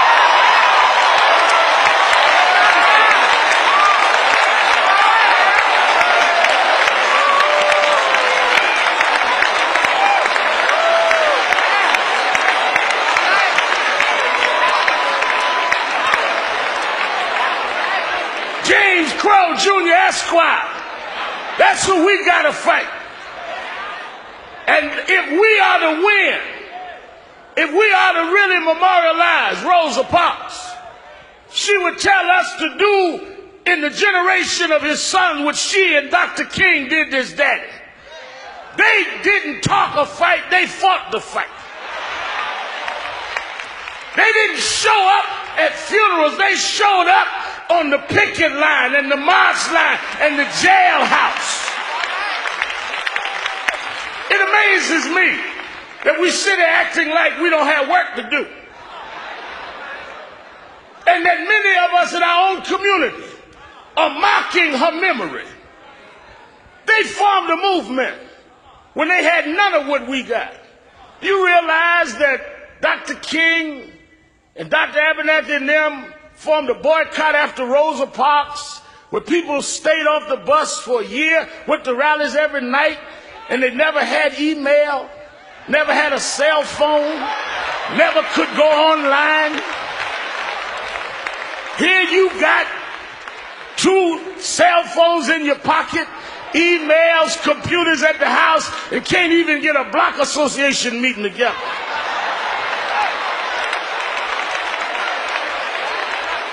We've got so much more that they gave us, and we're doing so much less with it.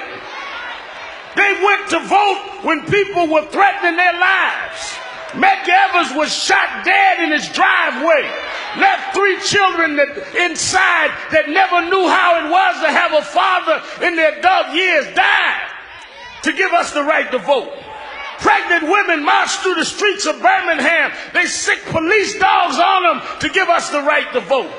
4 little girls bombed in a church in Birmingham, Alabama to give us the right to vote.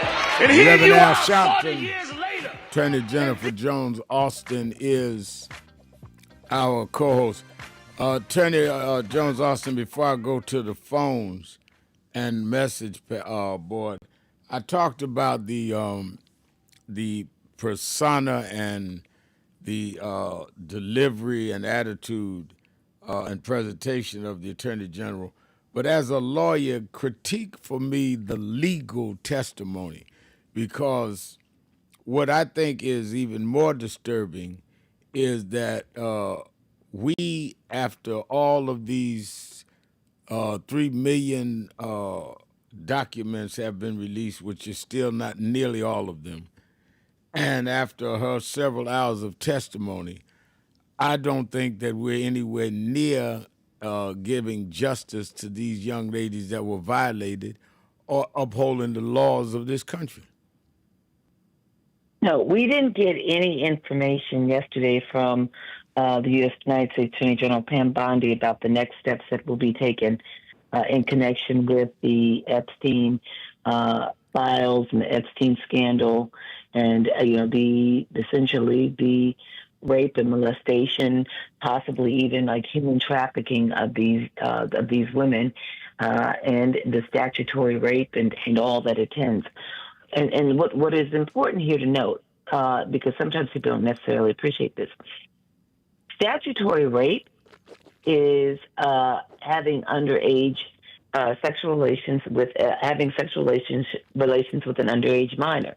You don't have to go through, in terms of legal proceedings, all of the evidence that is required otherwise. Meaning that you don't need a rape kit. It's not as involved. Like if it can be determined that you engaged in sexual relations with a minor, that is statutory, and it's like unequivocal, and it carries a minimum sentence. What we don't know is whether DOJ is really taking these cases seriously. The DOJ has not, as was told to us by the plaintiffs, the would-be plaintiffs, the persons who've been harmed. What we've been told is that the DOJ has not even met with them to hear their stories directly, to learn from them what evidence they may provide by way of testimony. And so what we saw yesterday, again, I go back to this filibustering, was we are no further along in terms of knowing whether or not the DOJ is moving forward and taking these cases seriously and pursuing legal action against the people who've been named in these Epstein files, whether or not they are moving forward and conducting thorough investigations and working with the persons who were harmed as witnesses for the crimes. We have no evidence of any of that. And so what appears to be happening is something that Pam Bondi was actually accused of when she became the Florida Attorney General. And we saw the leniency that had been given Epstein and the woman, what is her name, Maxwell? The leniency that had been given them Maxwell. in Florida. Right, Ghislaine Maxwell. That it just seems that they are not taking these matters as seriously as they should be. They are not engaging in legal proceedings as they should be, conducting thorough investigations, upholding the law, and enforcing it. And yesterday, we didn't get any sense that they are actually trying to enforce the law and bring about justice for these people who've been harmed. Now, Mike Met says on our message board, Attorney Jones, I have a question. Republicans have the majority in the House and the Senate. How dangerous can the, quote, elastic clause, unquote, be based on how it can be used in its interpretation of law? The elastic clause essentially is, as for people who don't know what that is, and I'm just trying to remember, I got it put in my head together for a second. But essentially, it's like Congress has the authority with the elastic clause to essentially make laws and then exercise the enforcement, like, to kind of make sure that its laws are being enforced in ways that allow them to uphold the powers granted them by the Constitution. And so, very often you'll see it in matters like the war, like, when the president is engaging in actions that look like war. The elastic clause allows them to essentially go in and say that's not right. If you look at tariffs and what Donald Trump did by enforcing tariffs all by himself, Congress has the ability to go in and say, you do not have the right to essentially administer tariffs upon foreign countries because it's Congress's right to regulate interstate trade. So essentially what it does is says they have the right to use whatever measures and ever actions they can take to enforce their authorities under the Constitution. And what we're seeing happen here is that they're actually not. We don't see Congress really pushing. Like, said differently, they could use the elastic clause to hold Pam Bondi in contempt for coming to Congress and not answering their questions, for not demonstrating how she's working to enforce the laws of the Department of Justice to bring about justice for these individuals, for these women who were harmed. That's the way that they could use all powers available to them. They could threaten to hold them in contempt, fine them, perhaps fine Bondi, throw her in federal jail until she complies. They take actions to impeach her, for not abiding by. They'd have to prove all this, but they could take these actions. They could threaten her with them. They're doing none of that. All right, let us go. Let's take no, we got time. We can go to the phones. Let's go to Tommy in Chicago, WVON. Tommy? A pleasant afternoon to you, and especially to Miss Austin. How do you know that you're absolutely brain dead? How do you know when you don't have enough within you to make a choice, believe in that choice, find out that choice is wrong, and then be still and listen to insightful, clear understanding of the principle of the thing? There is no more excuses for anyone in the United States of America not to clearly understand what has happened from January until now. All the way from them at the White House to where we are right now. All of them are up at Capitol Hill. And the defining moment was Josh Hawley.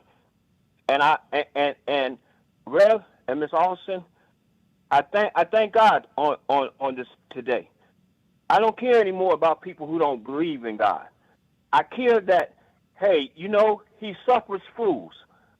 But what I do understand, and I recognize, that this is providence on Black history, on the shortest month, There is no way that a Negro on the planet Earth in America can ever deny the absolute and unequivocal truth that is coming from Capitol Hill, the highest office in the land, the nation who had 62% of everything manufactured. Let me just close, because you get emotional and you start talking these things, Rev, because Miss Austin, it's something wrong when people will not accept that I lived it. Born in 52, Disney completed in 55. Was a young man when they killed the girls in Birmingham. I was there. I was alive when they killed Malcolm. I was alive when they killed King. I was alive when they killed Kennedy. I was alive when they even killed John Lennon. I was alive at one of the greatest concerts that I ever seen in my life in the city of Chicago, around the greatest thinking minds that could ever be on the face of the earth.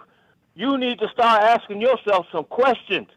If our whole existence in America is based upon illegal activity, and now on the principle of the matter, as I close, Reverend, that's what's happening at the White House today. There are no more excuses.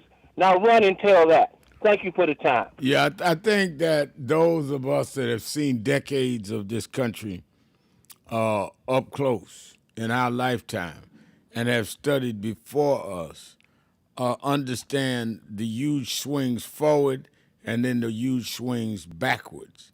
By me growing up in the late 60s and 70s, getting involved with your father and others and been in the movement ever since, seeing going from me being the youth director for Shirley Chisholm running for president in 72 when I was just 18 years old and everybody thought it was a joke, to me sitting there on the stage as a guest of Barack Obama when he got sworn in, was a tremendous journey that I saw myself. I'm not talking about what I read about. I was there for Chisholm. I was there for Obama. And then to see it go backwards with Trump, and we act like that the same people that made that journey in the first place are helpless, it is somewhere between infuriating and depressing. Because I'm like, don't y'all understand how far we came and how we got here and what we had to do to get here? And now y'all just going to let this bully just take it, because that's all it is. He only won by 1.5%. He was up against, for the first time in history, a black woman who only had 107 days. If she had 117, I think she could have won. She would have won.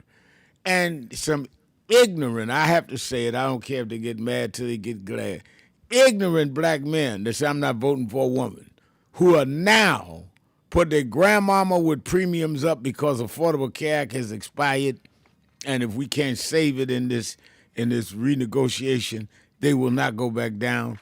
And DEI has killed a lot of contracts for those same black men contractors. I mean, it's unbelievable to me what we done to ourselves. It's believable what they doing, because I fought it all my life. They always fought back. What I don't understand is how these men in our community and some women are endorsing our demise.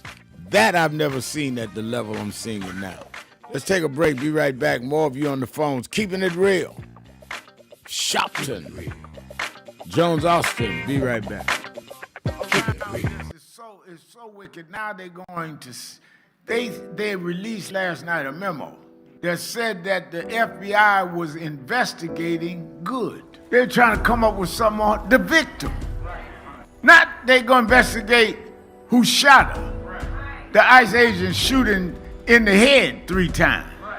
They're going to investigate her. And you wonder why we need movements. You wonder why we need to stand up. Hakeem Jeffries was here Monday. Why we need to deal with this midterm election. Well, Reverend, I get calls on my radio show every day.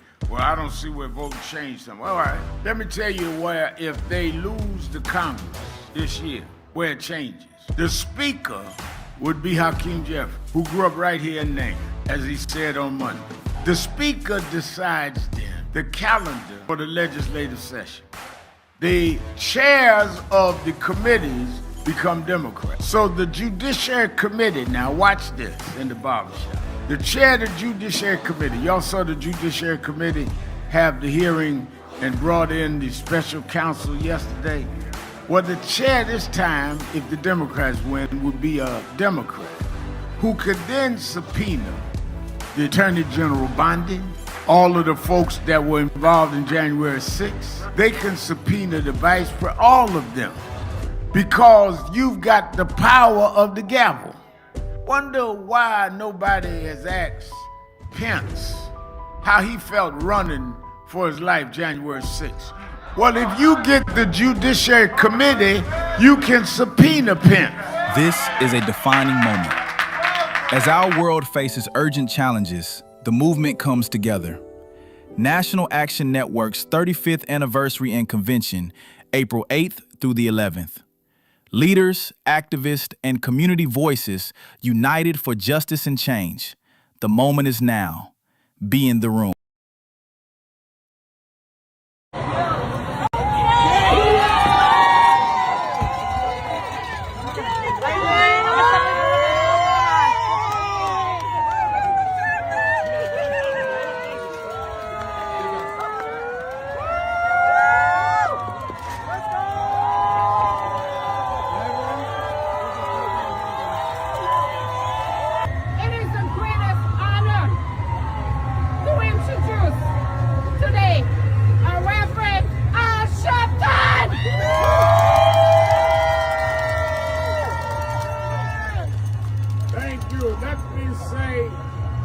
I wanted to come today on Martin Luther King Day. Because Martin Luther King died in Memphis fighting for wages for garbage workers. And I believe he would want those of us that come in his tradition to be standing with nurses and standing with those that should be getting wages for saving the lives and caring for people that the private hospitals and other hospitals seem not to care about. How can you spend King Day and turn your back on people that are working and not insured right and not given the right wages and not given the right respect when they're taking care of our afflicted, our ill, our infirm? In the name of Martin Luther King, I join the nurses in demanding justice for the nurses.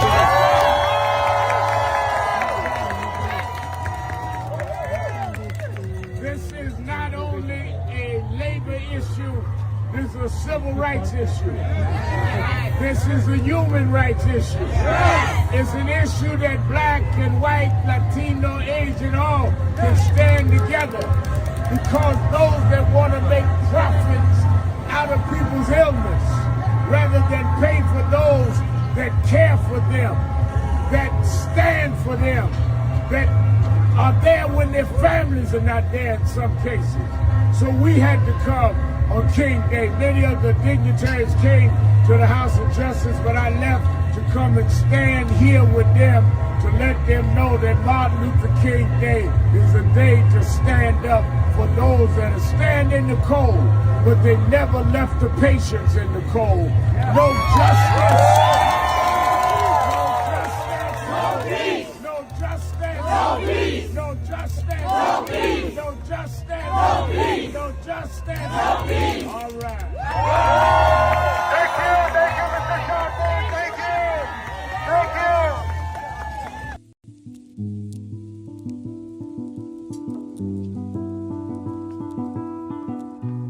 I had a thought this morning that I want to share with you about mentorship. I am able to do a lot of what I do because I had great mentors, but there are correct ways and incorrect ways to mentor people, in my opinion. I was mentored as a boy preacher by Bishop F.D. Washington, one of the great Pentecostal preachers of his time. Then Reverend William Jones became my pastor after Bishop Washington died, who was unquestionably in the top 5 black church ministers, theologians. Reverend Jesse Jackson, who I started my activism under his leadership, he and Reverend Jones. And I learned politics directly as a youth director from Shirley Chisholm.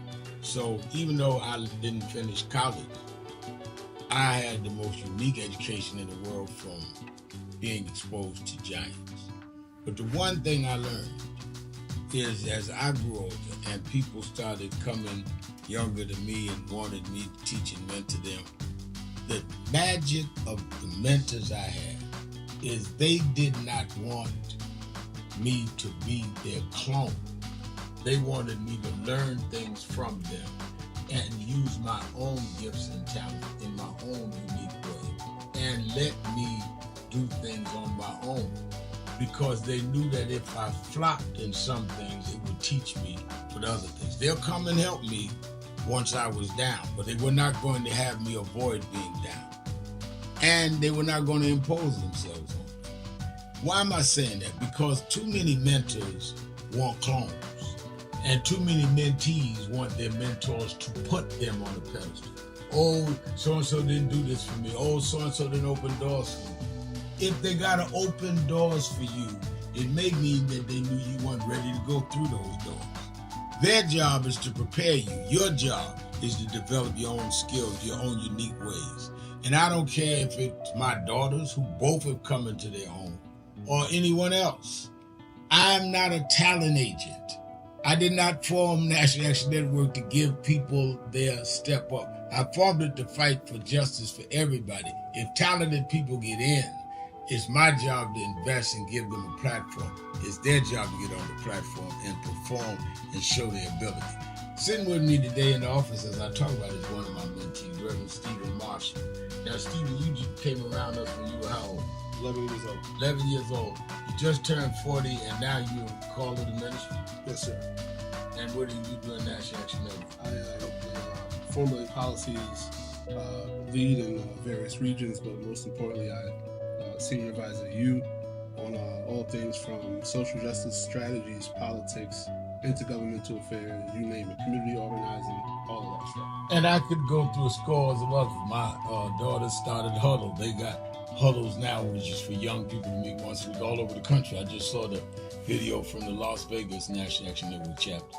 Now, when you decided to preach, did I ever tell you to become a preacher? Not one time. Who called you to preach? The Lord.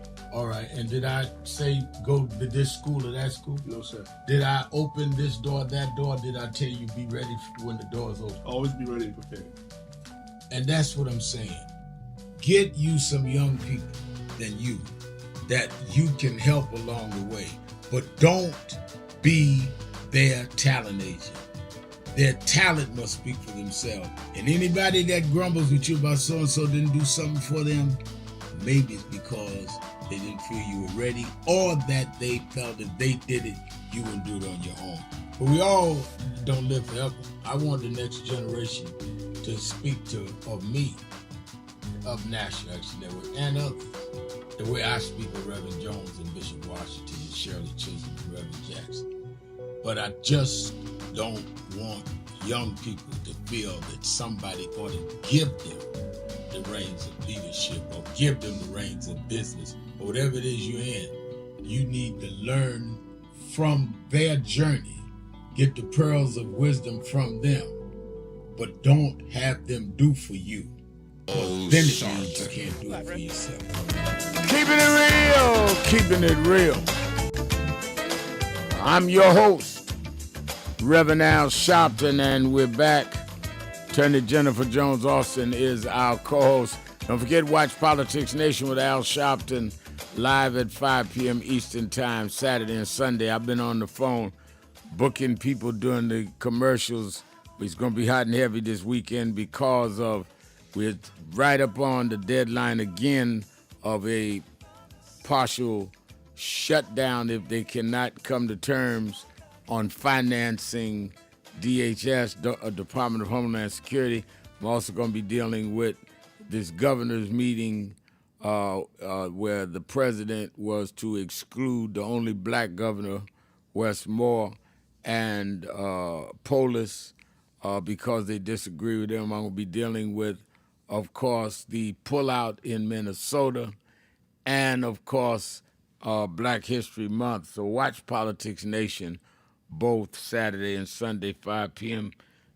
Eastern Time on the MS Now. MS Now. You that are in the New York, New Jersey, Connecticut area, some of you come to New York for the 3-day weekend, be at the Saturday Action Rally. And we move to the Mother AME Zion Church, a Black historic site itself. This is where Frederick Douglass spoke. Paul Robeson was a member of that church.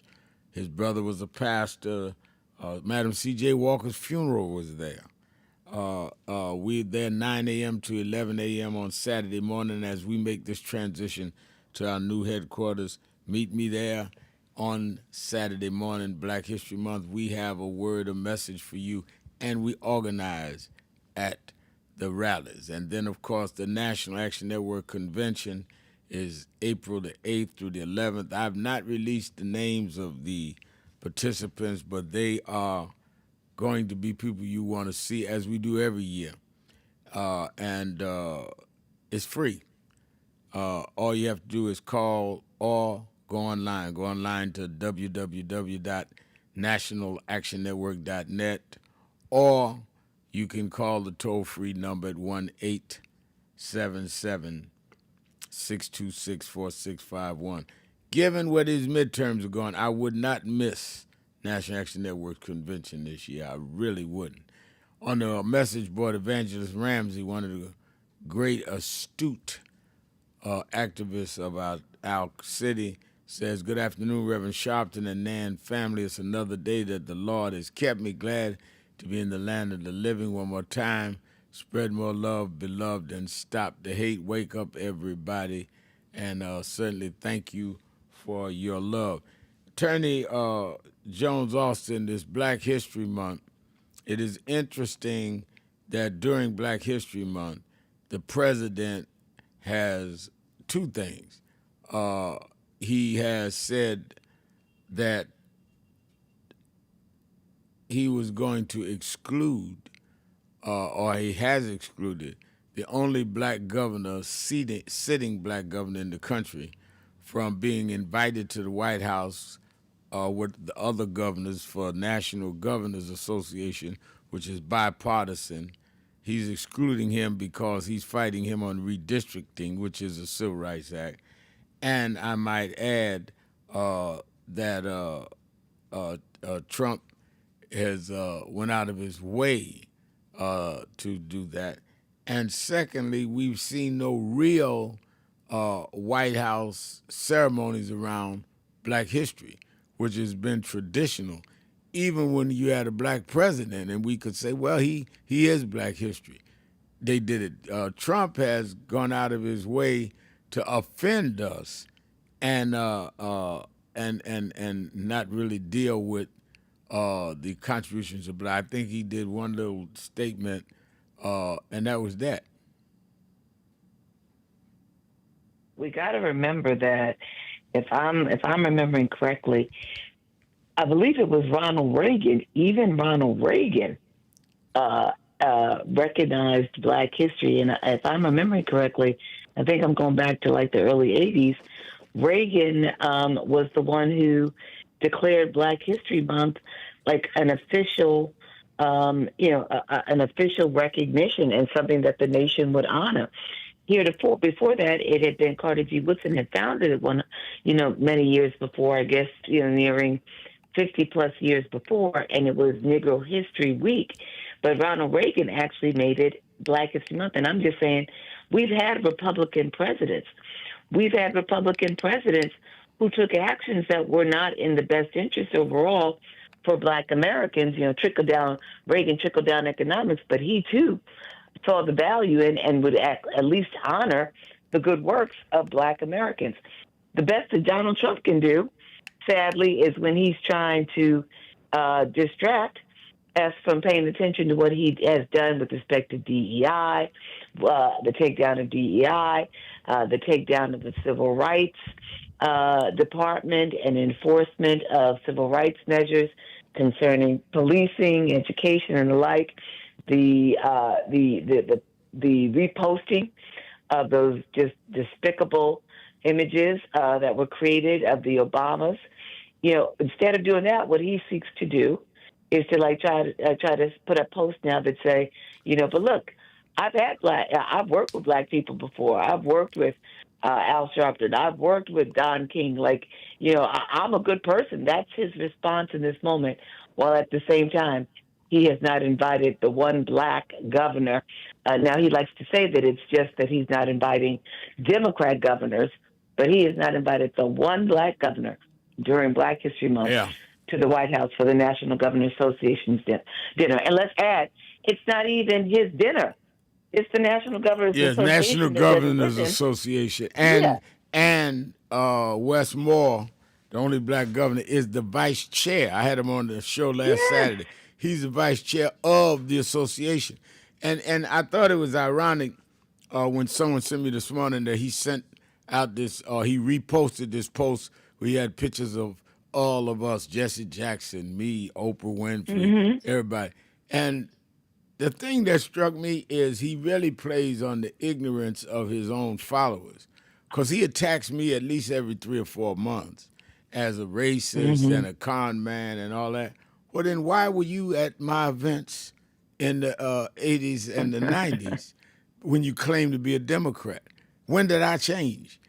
They like to bring up in the 80s I supported Tawana Brawley, who I believed was raped, and what her parents told us to. Well, I was dealing with Trump after that. So if you tweeting on that now, why did you deal with me 3 or 4 years after?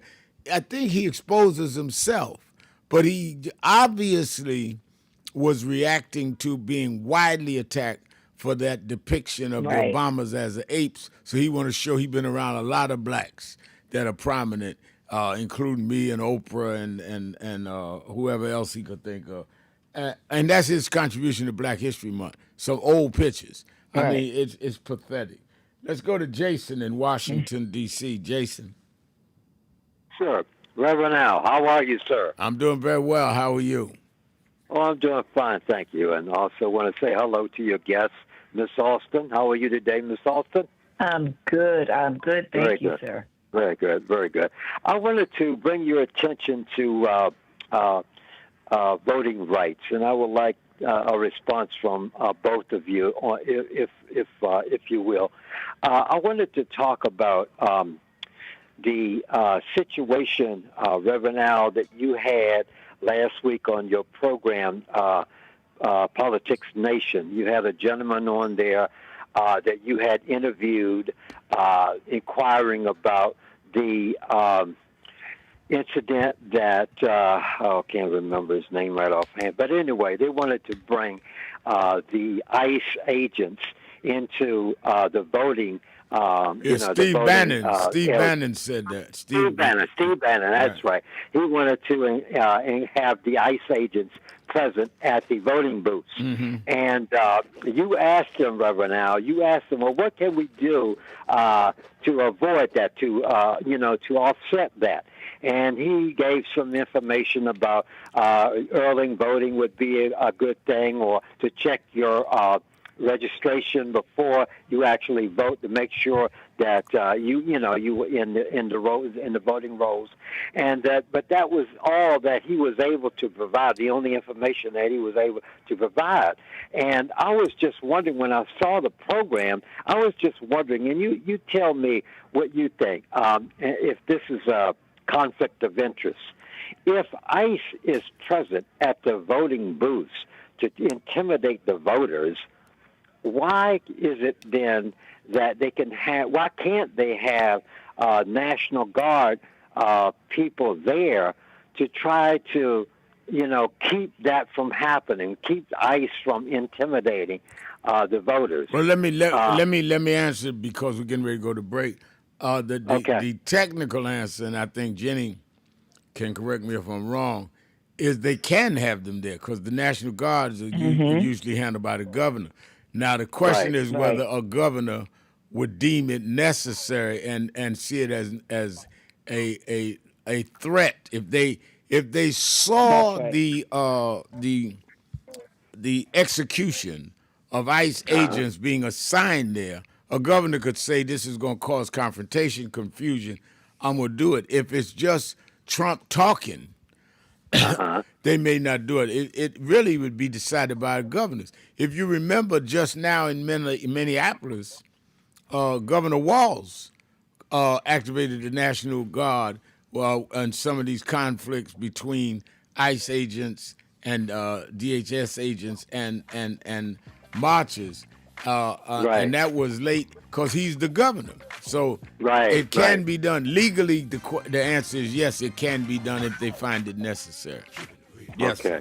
All right. Now I have another question for you. Could you hold me? Oh, no, you never asked me to hold over. That's the way you don't get it. I was getting ready to hold you over. Don't ever ask, because then everybody will call up here and want to ask, and they'll start preaching Sunday sermons. I can't do that. Hold on a minute. I'm going to let you go because I was getting ready to let you stay anyway, so I'm going to hold you anyway, but don't ever do that. Because I did that one time when I started maybe 18, 19 years ago, and everybody for a week was calling, hold me over, hold me talking as long as they wanted. Let's take a break. We'll be right back. Keeping it real. Sharpton, Jones Austin, be right back. King Day. Let us not forget that we had to struggle to even have this day. They did not wake up one morning and say, let's give a federal holiday to Martin Luther King. People petitioned. People marched. Mrs. Coretta Scott King, who never has gotten the credit she deserves in being the force behind this movement. Congressman John Conyers, Stevie Wonder, and others. And Ronald Reagan, who had called Martin Luther King a communist, ended up being the president that had to sign the bill for Martin Luther King's federal holiday. The reason why we know struggle works is this holiday is a result of struggle signed by a president that never thought it would be. Let us remember now, as we bring our children and grandchildren up the Potomac, that they can see the Washington Monument, the Lincoln Memorial, the Jefferson Memorial, and one memorial that never served as president, but changed this country more than any other American, Dr. Martin Luther King, Jr.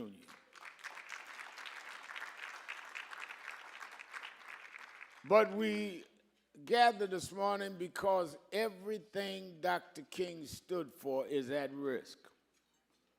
As we speak, we're waiting to see what the Supreme Court will do with Section 2 of the Voting Rights Act, one of the major achievements of the King movement. As we speak this morning, this sitting president has declared war on DEI, diversity, equity, and inclusion, which is the core of the Civil Rights Act of '64. We are under attack, and we should not be taking this as a day off. This is a day on to fight to keep what was maintained. To see, I remember 6 years ago, Martin III and I were in Minneapolis leading the marches around George Floyd. I did the eulogy at his funeral. 6 years later, we see a white female, unarmed, killed in Minneapolis. We see people being racially profiled.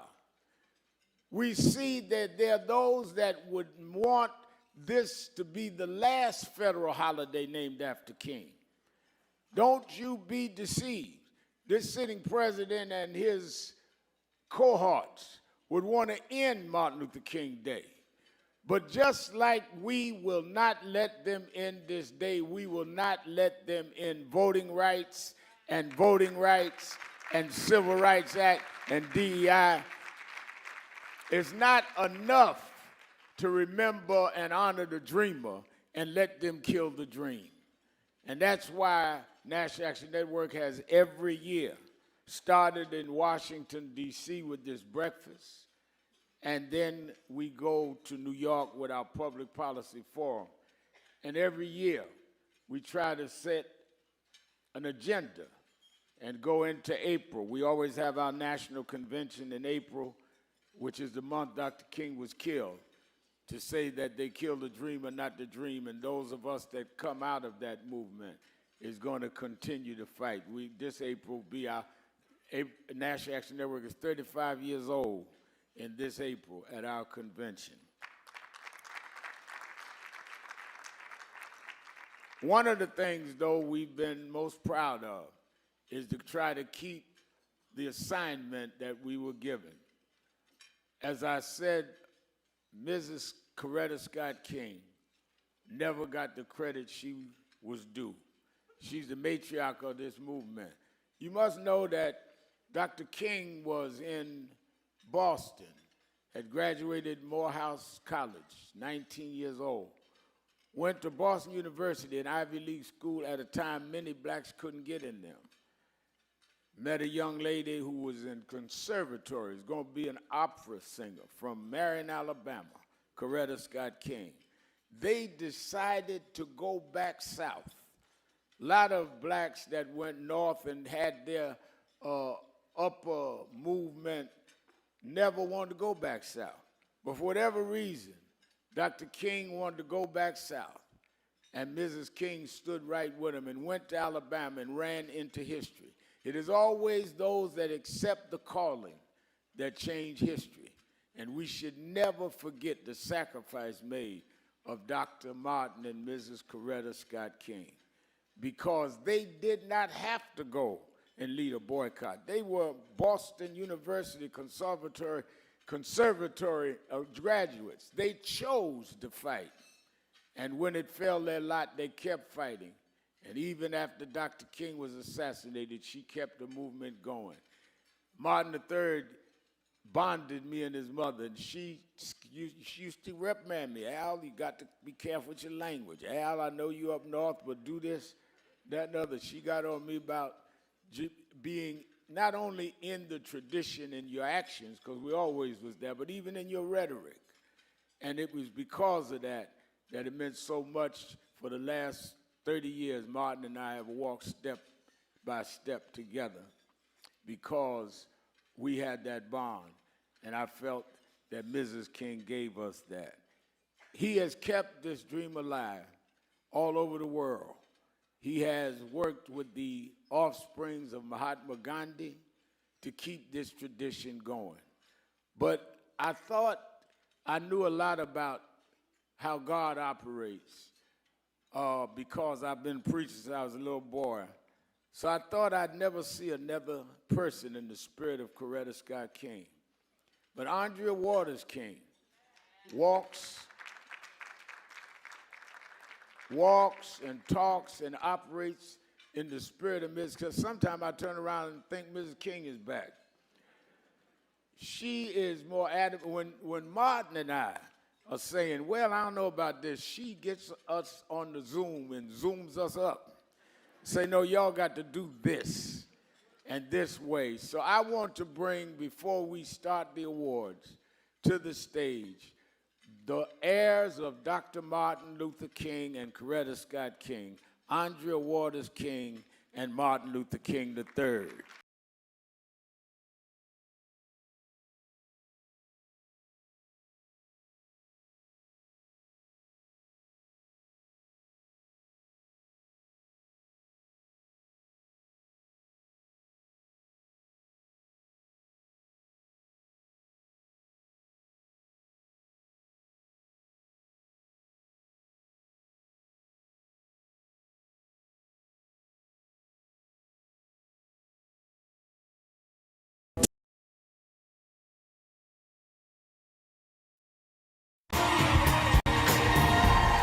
Welcome back, everybody. My next guest is a TV and radio personality. He's an activist and the author of a new book, The Rejected Stone, Al Sharpton and the Path to American Leadership. Please welcome my friend, Reverend Al Sharpton.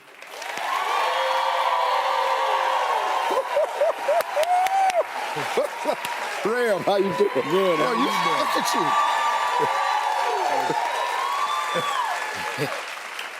How you doing, man? I'm good. How are Boy, you? you getting sharper and sharper. No, I'm trying to be like you. Man, I'm trying to get my weight together, man. You look good. How much weight have you lost? All told, about 120 pounds. That's been great, man. I'm gonna get into this book, but I gotta tell you, man, I really do appreciate your stand for the small man. I think it's the common man that has really connected with you over the years, and the common cause. I think it's been very, very effective. Well, thank you. That's what my ministry is all about. Yeah. You have Keeping to it know in real, life keeping what it your real. passion is, I'm what your gets host, you up in the morning. Reverend Al And that's my Sharpton. passion. And Jennifer Jones once you Austin lose is it, you should get out of it Esquire and do is something our else. co-host. Let's go back to Jason in Washington, D.C. Okay. My second question is this: talking about getting out the information to vote. I noticed that I work in Northwest D.C. I go around I work with senior citizens, and I'm beginning to find out there are a lot of people that don't understand the process of redistricting and how that's being used by the Republicans as voter suppression.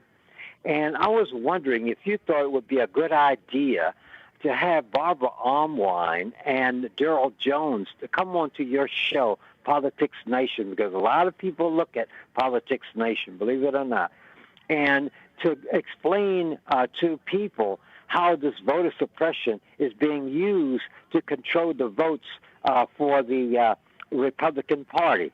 And so I was just wondering if, they have all kinds of ways in which they can combat this voter suppression. And I just thought maybe it would be a good idea. I've been on a lot of the calls, the Zoom calls, with members of the Black Caucus, and thank you for your call, Jason, and other national civil rights groups that have been dealing with different methods, different ways we're countering it. We're bringing a lot of that into our national convention, and I've had Hakeem and everybody on it. I've had Governor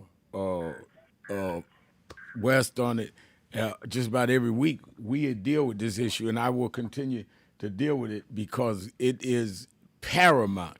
It is extremely important. But thank you for your call. Right. Let me go to Floyd in Ohio. Okay. Floyd, you're keeping it real with Al Sharpton. Hey, how you doing, Reverend? I'm doing well. It seems to me that everything is like it's a double-edged sword. My question is this, and it's just a question besides that. If they wanted to fight violence and all that stuff like that, why in the world didn't they get the laws passed for gun control? It's like it's a double-edged sword because don't get me wrong, I'm not taking no sides on it. This is just an open-minded question. Okay. After ICE goes away, and we know the crime rate has dropped, after ICE goes away, and then all of a sudden the crime rate comes back, they're going to use that against the Democrats if the Democrats don't attack crime and violence, and no doubt about it. So it's like it's a double-edged sword, and if they don't address that, they may have a problem with that in not this next election, but the one further down the road. You understand what I'm saying? So what do you think of that? I just want to listen. All right. Well, let me let you take the first response on that, Attorney. I'm trying. Say that again, because I'm trying to understand what you're getting at a little. I'm confused. Oh, am I still on? Can you say it again? Yeah, you're still on. You're right here. I'm just trying to understand a little bit more what you're getting at. What are you?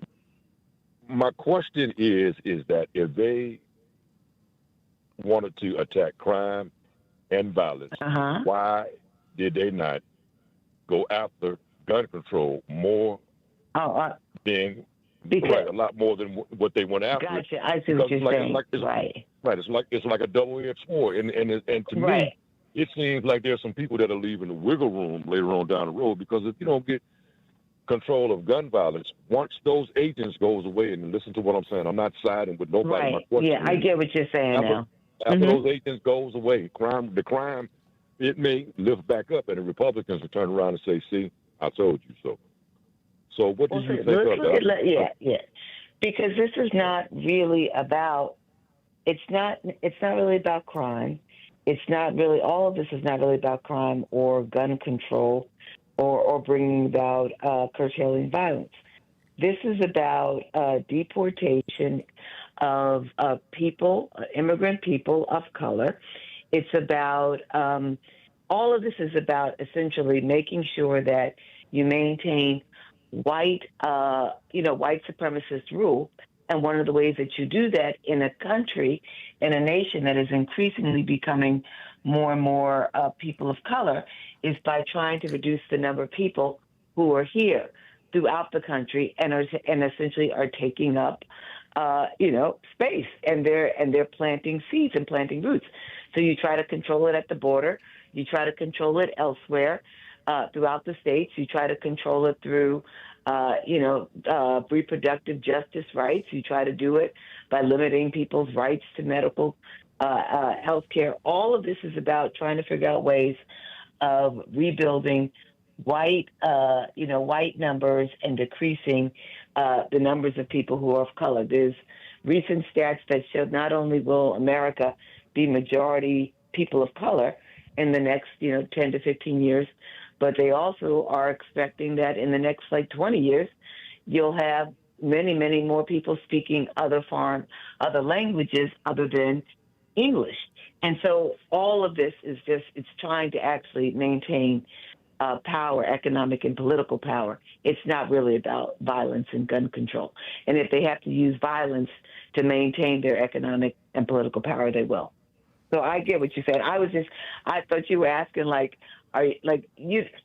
they're not sincere. I guess that's the short of it. Yep. All right. Thank you for your call. It's Policy Day. Let's go to Todd in Cleveland, Ohio. Todd. Hey, Reverend Al Sharpton, Jennifer Jones, Austin. So last week you weren't quite complete in what you were saying. We ran out of time when you expressed your displeasure with the Trump investment, the $1,000 accounts for kids that are going to be born between 2025 and through the end of 2028 being available to rich people. You made a comment about, well, why should we offer this to Jeff Bezos? But then we ran out of time. What's your issue with it being available to everybody that's a born citizen? Right. So my concern with that is that part of what they say when they're doing these initiatives is that it's a way of building, planting the seeds and building wealth and working to ensure that people who do not have wealth, children who are born into families that have both low income and low wealth, actually have a starting point in building and attaining wealth, because what everybody in America, if they lean in, knows and appreciates, income alone is not going to help you achieve economic security. You need to have some savings. You need to have some money in the bank. You need to be able to use your money to build more money and to build more wealth. And so my challenge is, if you give Jeff Bezos's kids or his grandkids $1,000, they don't need that. They already have wealth. And so when you give people who already have wealth more money to invest, they just build more wealth, and ultimately, with wealth disparity creates greater inequity. And it's not just in wealth, it creates greater inequity and inability to meet your daily needs. The reason why the cost of living is so out of control right now is because people who have wealth can buy more. What did we see with the pandemic? We saw that wealthy people started making more money, started buying more things. We saw more luxury goods going up, and the cost and inflation was going up. So when you keep putting money into the hands of wealthy people who already can make money with their money, you actually don't close the wealth gap. Hold on 1 minute. Let me take my break. I'll hold you over, Todd, so you and Attorney Austin can finish this. Keeping it real. Sharpton, Jones Austin. Be right back. Welcome back, everybody. My next guest is a TV and radio personality. He's an activist and the author of a new book, The Rejected Stone, Al Sharpton and the Path to American Leadership. Please welcome my friend, Reverend Al Sharpton.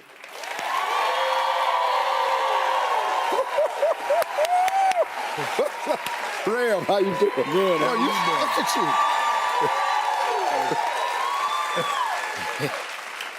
How you doing, man? I'm good. How are Boy, you? You're getting sharper and sharper.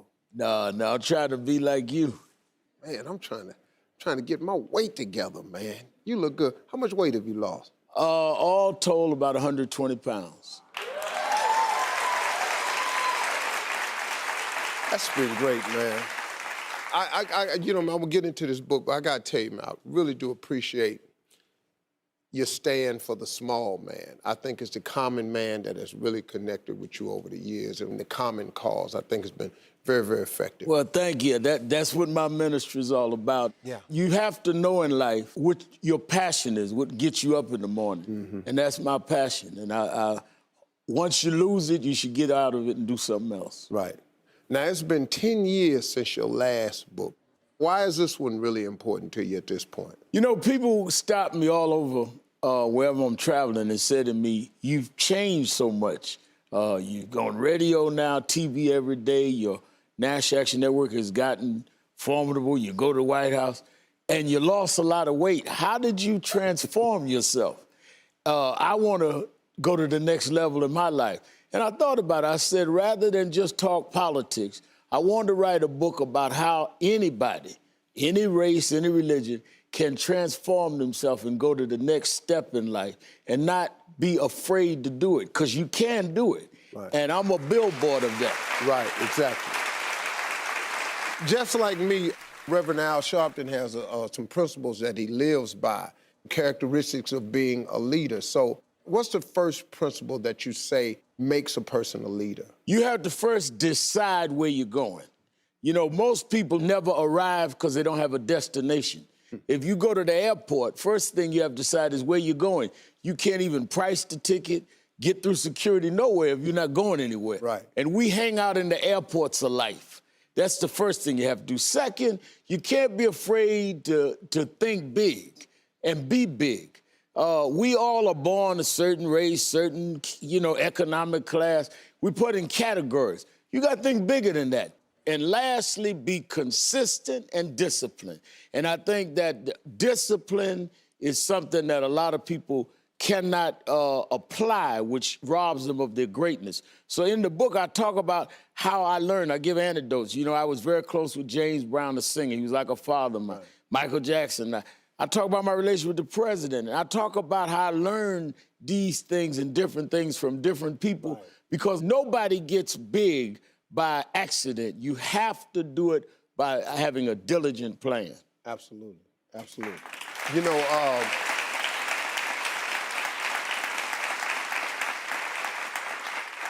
it's that thinking big part that stops a lot of people, because they see themselves in their environment only. You know, my mother, when I was small, used to bring home travel magazines.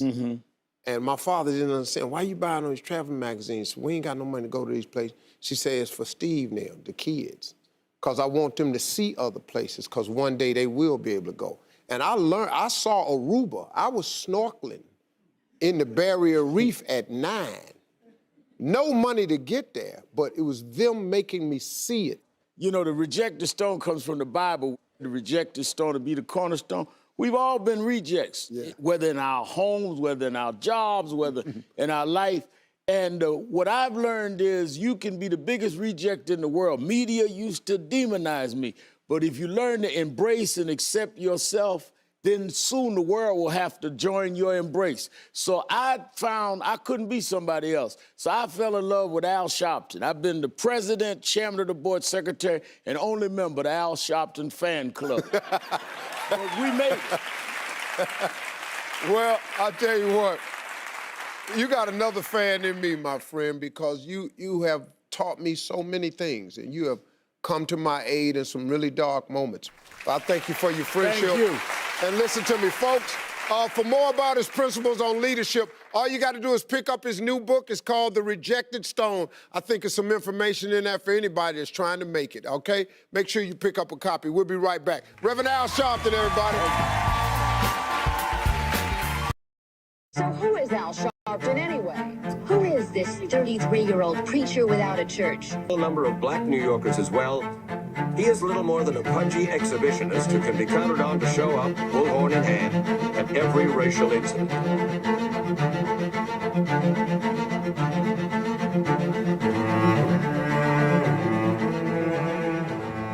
often quote Mark Twain saying, the two most important moments in life is the moment you are born and the moment you find out why you were born. I had a very troubling conversation the other day that prompted me to do this little video. Young man that I've known a while came to me and he was crushed. I mean, really crushed because people were criticizing his work. He's in the ministry, but he's also an actor. And he said he couldn't understand why people were jumping all over, criticizing him, trying to find scandalous and derogatory things about him. And I told him, I said, you know, you very young. You don't know the road I've traveled. They call me everything but a child of God. A blabbermouth, a loudmouth, too flamboyant, an agitator, a racist, and I a race had to baiter. learn. Yeah, right. I was not defined by how others saw me. I was defined by how I saw myself and whether I was being true to myself. Some of you watching this don't like me. And it doesn't matter as long as I know what I'm doing. And I like me for being real.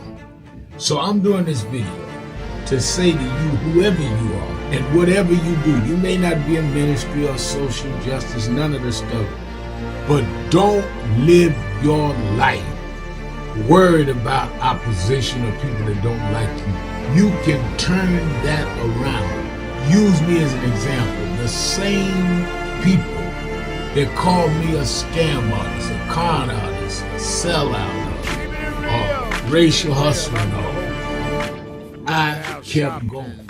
And the people, Attorney Jennifer Jones Austin is our co-host.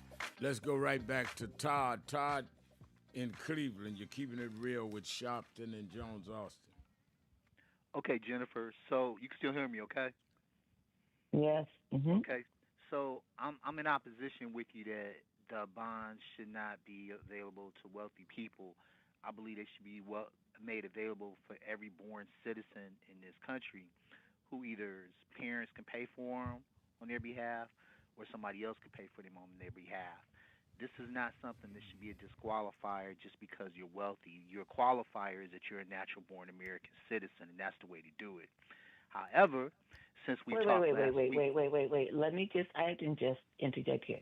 You can't just say that simply because you're a born citizen, that's just the way to do it.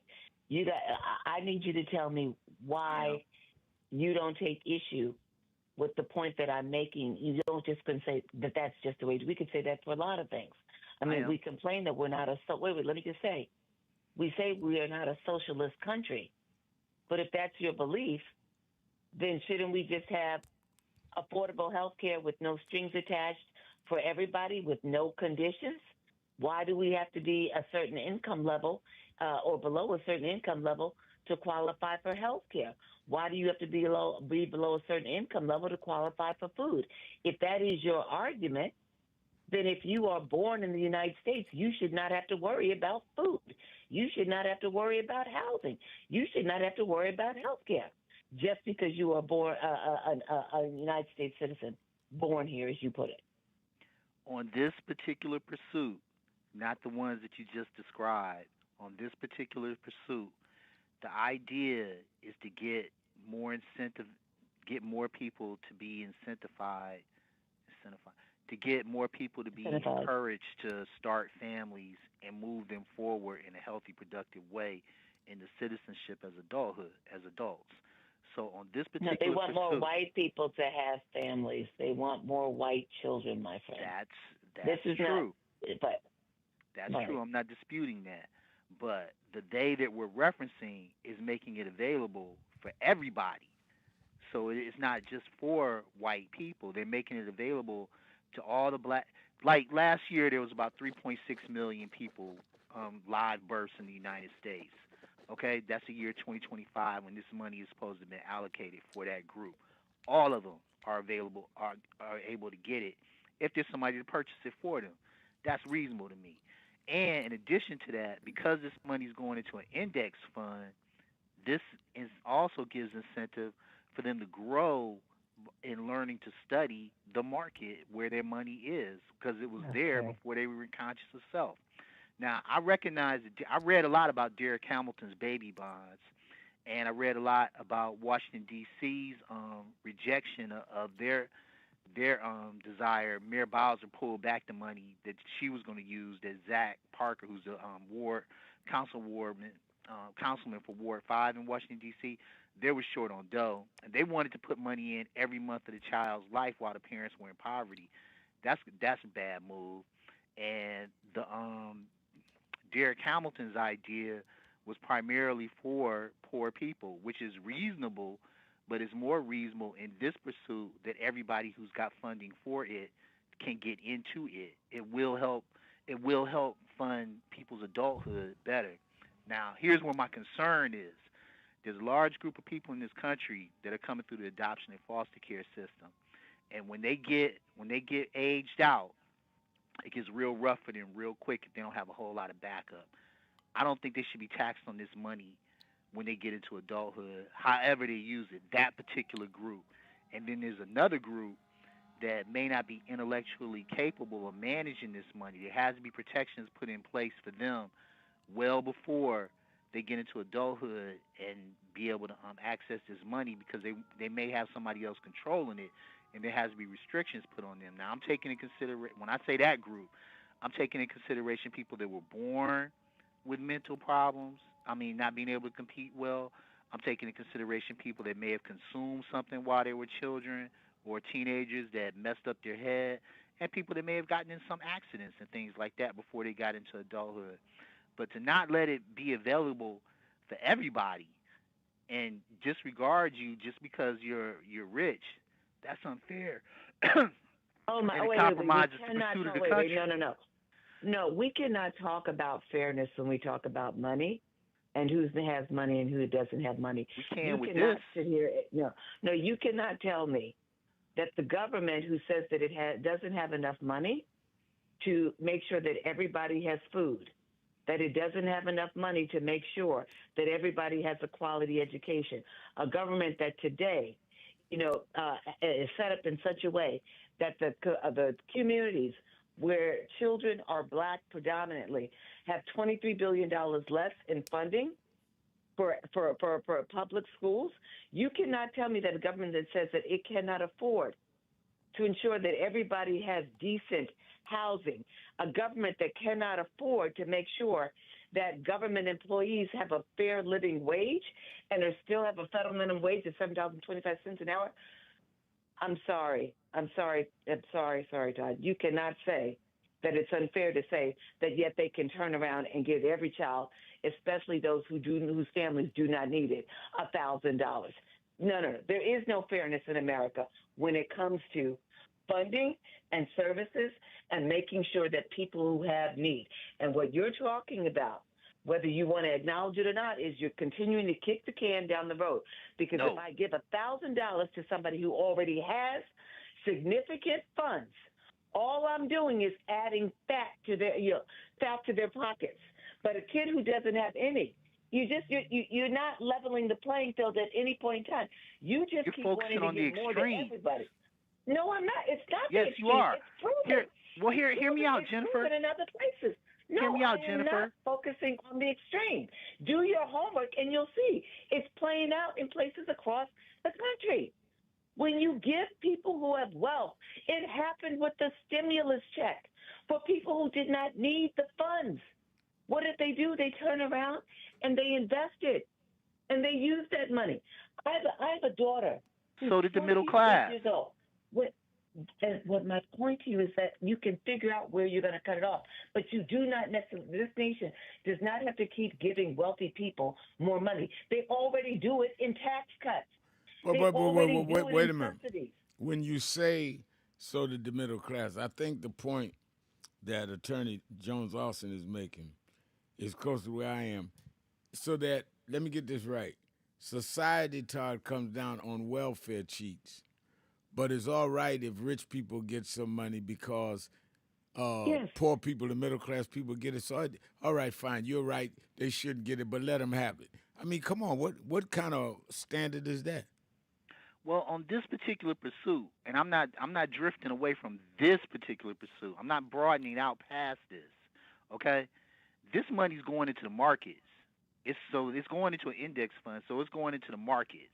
And it's going to stay in the markets until this person becomes 18 and is able to make a decision to do something with it. This is something that everybody should have some access to. But if somebody is born wealthy, in a billionaire home, whether you put it in the markets or not, why would the government put something in the markets for you when you get 18, when you're the child or grandchild of a billionaire or a millionaire? well, keep in mind, it's optional. They could reject the pursuit. But why give altogether. them that option? Because they're born into the citizenry. And look, we keep going. You're going to the extreme when you say billionaires. Let's say somebody, a couple in Washington. Oh, No, I'm not. Jennifer. No, I'm not. Well, They're hear me out. citizens. You just said citizenry. You said everybody. I'm saying everybody that's born out of that So wait, 3.6 plus million should be able to have access to it. So wait. You answered this question for me. So we have a government that says that we do not have the funds to ensure that everybody has quality, basic medical health care.